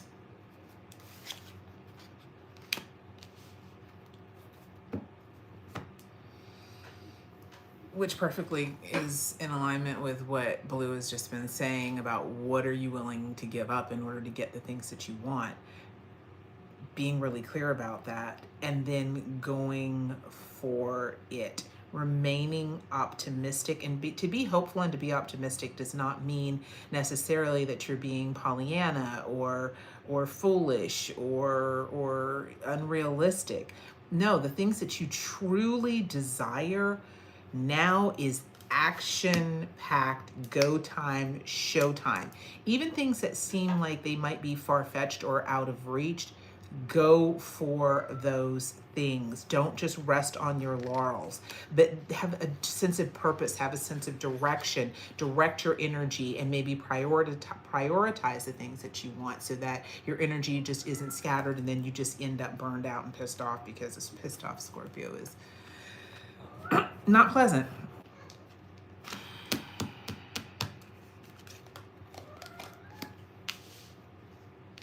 Glad you aren't a Scorpio. We already read for Aries, sir. Making sure that you pause and take time while, yes, being on your business, on your game, going for it. Slow down and take pauses to assess where am I? What progress have I made? Where am I putting too much energy into something that's only going to backfire and blow up in my face? Where do I need to be mindful about investing my energy or putting my focus into things that are not built on solid ground and could blow up in your face? And that may mean that you have to, again, as somebody said, oh, it's sounding similar, walking away, going away. That's the energy that we're just working with astrologically. So there may be some situations that you have to walk away from if you see that it is built on shoddy ground. You smell smoke, don't go running into the burning building. And that may mean that some people are going to be maybe a little less than thrilled with you because you're chasing after your dreams. Like she said, what do you want and how bad do you want it? And that unfortunately may mean that some people are going to be pissed off. Well, wait, I expect you to be here and to come save me from whatever situation. You may have to say, right now, I cannot have my focus or my attention diverted. Now, if it's somebody that you genuinely care about and they're in an emergency situation, you want to be supportive and loving, great. But you might also have to say, I love you so much, I'm going to need you to call 911. Or I'm going to need you to call somebody else. Right now, I am on my business and I cannot be distracted.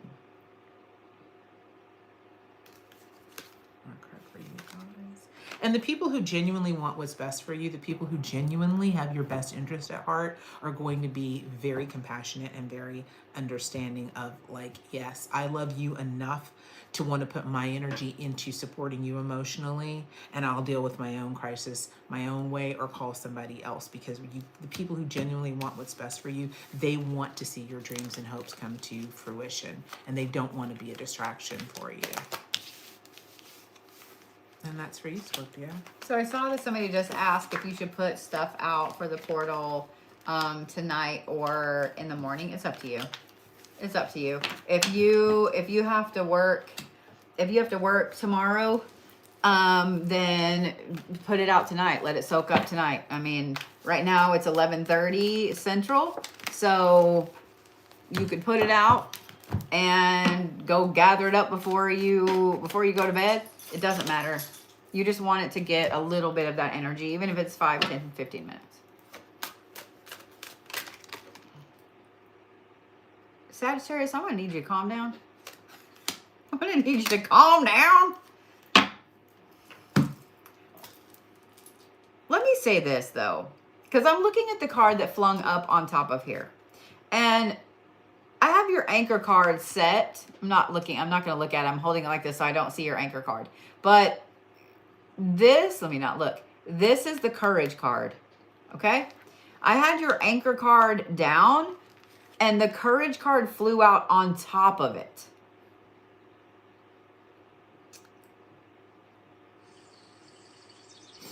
That scared the crap out of me. I'm like, what am I hearing? Who sent that? Thank you so much for that. Oh my gosh. Oh, thank you, AK. I appreciate that. I was like, there's no music on my computer. My whole brain went sideways for a second there. So here's the thing. Thank you for lightening the mood too, because I'm fixing to say something very hefty. Sagittarius, I think this is going to be a heavy week for you. I think that this is going to be a very heavy week for you. The fact that you had the courage card come out on top,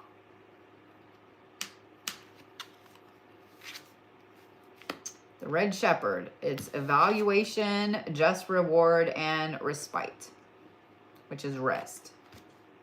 For a Sagittarius to rest, that's like telling a Capricorn to not work. Mindfulness and happiness. The child I was meant to be. Sagittarius. I see why the courage card was on top of your anchor card. Just reward, evaluation, and respite. Respite. You're going to have to well up a lot of courage this week. This is actually a week, Sagittarius, that you just feel like you want to be lazy. Now, I'm actually not saying anything bad about that because I feel like you should. The mindfulness, the happiness, the child I was meant to be, I feel like you should. You need to take some time this week, Sagittarius, and turn your phone off. You need to take some time this week, Sagittarius, and just maybe sleep in. If you're not one of those people that's chronically late to work, call in late one morning or tell your boss, hey, on Thursday, I'm going to be a little bit late or whatever. You need to take some time this week to do something, A, out of the ordinary for you, and B, that allows you to actually rest, relax, be lazy, be mindful of being lazy. That's a thing. I want you guys to hear me out. Sagittariuses, I love me some Sagittariuses. Y'all are the life of the party. And when it comes, because I'm a Capricorn and I am a balls to the wall, go, go, go all the time. Just with work usually. But Sagittariuses are like that with life, with the party, right? I know a lot of Sagittariuses, and some of them love to work, but the other ones love to just be out in the world, right? But you guys don't sit down either. So this is hard for you. Being able to actively relax and not think about who you need to text back or dinner with your girlfriends on Friday or what marathon you're running on Saturday or what rave you're going to on Sunday, whatever it is. You guys are always constantly planning for that next adrenaline rush. So to actually have you sit and not do that is almost torture. It's almost torture for you guys. Thank you, Amy. That's where this courage comes in, because this evaluation is a big deal for you this week. This 99999999, this 99 portal with this full moon, and by the way, I want you to notice that this is the full moon card. With this full moon, this is a lot of very intensive, let me take a look at my life type of energy for you Sagittariuses. It's not, oh my God, let's go do this and do this. It's a very introspective, checklist kind of energy. And I know that for you Sagittariuses, you don't want to do that. You don't want to make the list. You don't want to check it once, much less twice. You just want to go do the shit. Sagittarius, be very mindful of your own self this week. I am going to prescribe you that you need a day to sleep in this week, even if you normally don't sleep in. I want you to spend one evening at least this week just sitting your happy little Sagittarius booty on the couch and watching a movie or binge watching a TV show or whatever. I'm serious. Your phone needs to be off. You need to not be in the future with what you're supposed to be doing next week or whatever. It doesn't matter because you need time, Sagittarius, to literally just breathe for a minute and be mindful of your own self. One thing I love about Sagittarius is they can be happy no matter what. Y'all can pull happiness out of your ass at the worst time.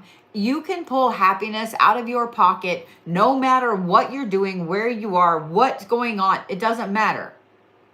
You guys are able to bring that happiness to everybody. I fully appreciate that about you guys. I do. I 100% do. Where Capricorn is that pessimistic zodiac sign, the Sagittariuses are the optimism in the zodiac.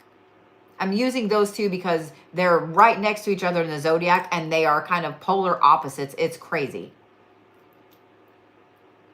Sagittarius, sit your ass down this week.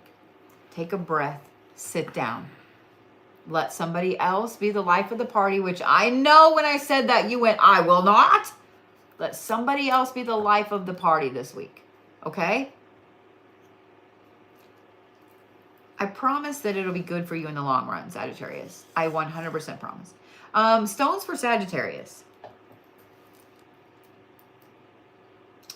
Garnet, obsidian, and amethyst. The amethyst just needs to go by your bed. It doesn't need to be something you wear. It just needs to go by your bed so you can actually rest. Oh my God. But garnet and obsidian. And you guys are the dragonfly. Y'all are the dragonfly this week. Yeah. I see you. Oh no, we don't come in and self-promote. And we don't come in and try to get other people to do. I'm just saying. I'm just saying.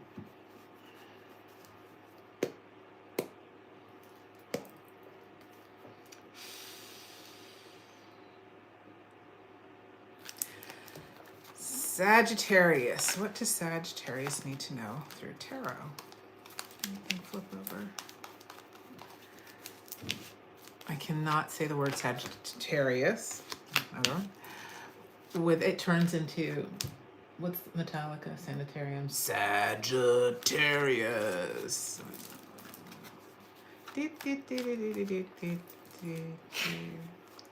Sagittarius. What does Sagittarius need to know? Paging Sagittarius.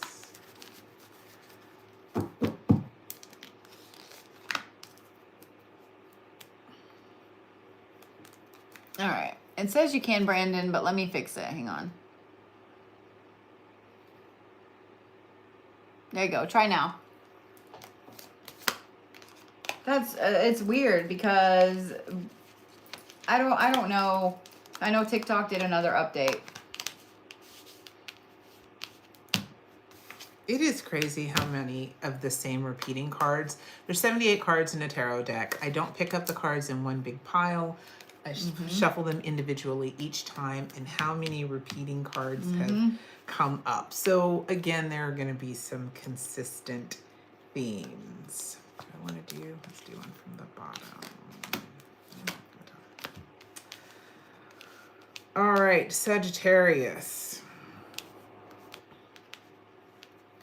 There may be some crisis management that you need to do. Anything that you need to do that has bureaucracy, any paperwork, any dealing with unpleasant phone calls or official paperwork or official business that you need to take care of, definitely get that done. Take care of that. But but also giving yourself some grace and being gentle with yourself. And it's also, I can see where it's tying into what Blue is saying about giving yourself the grace of being able to rest, just to sit and look up at the sky, look up and stargaze, pour yourself into a good book that doesn't have to do with anything other than just a novel for your own personal satisfaction and your personal enjoyment.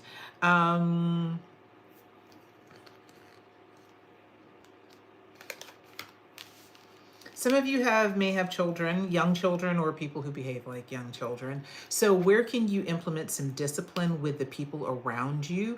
Give them tasks, give them chores so that it can afford you the ability to have this time of rest. And don't be so restrictive with yourself but it's my responsibility. Yes, you have certain responsibilities that you have to assume.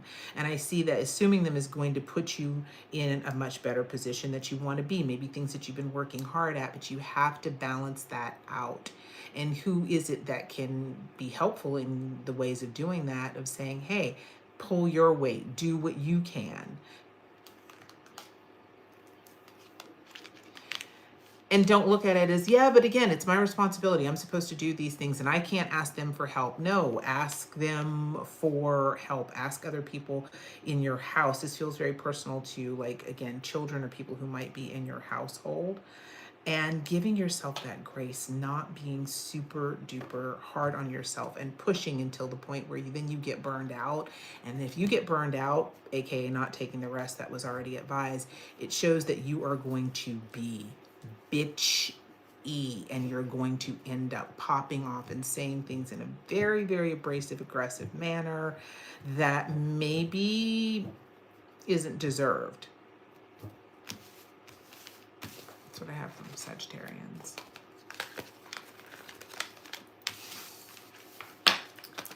Very intensive zodiacs for the week. Very intensive everything for the week. I'm done. I'm done energy for the week. So with that being said, that is all of the zodiacs for the week and a very intensive read. If y'all missed any of your big three, whether it was your sun, your moon, your rising, etc., it is on YouTube for you to go to listen to. Don't forget that you can book a reading, a full reading with Camille. I almost said a tarot with tarot. I'm tired. Oh, my computer just, okay. Linda decided that Linda's done and Linda wants to go to bed. Yeah, Linda wants to go to bed. But you guys can book a full reading with Camille on my, look, she even said no signal. Like, we're being kicked out of my own, fucking Linda. We're gonna start taking up a replacement fund. Okay, anyway. You can book a full read with Camille on my website. So, and if you guys would give me a follow, I sure would appreciate it. Finding me on the machine here, the YouTube machine and the TikTok machine, and give me a follow, please, and thank you. I really appreciate it. All right, guys. With that, we're gonna cross paths. We're not gonna cross the streams. I don't know what's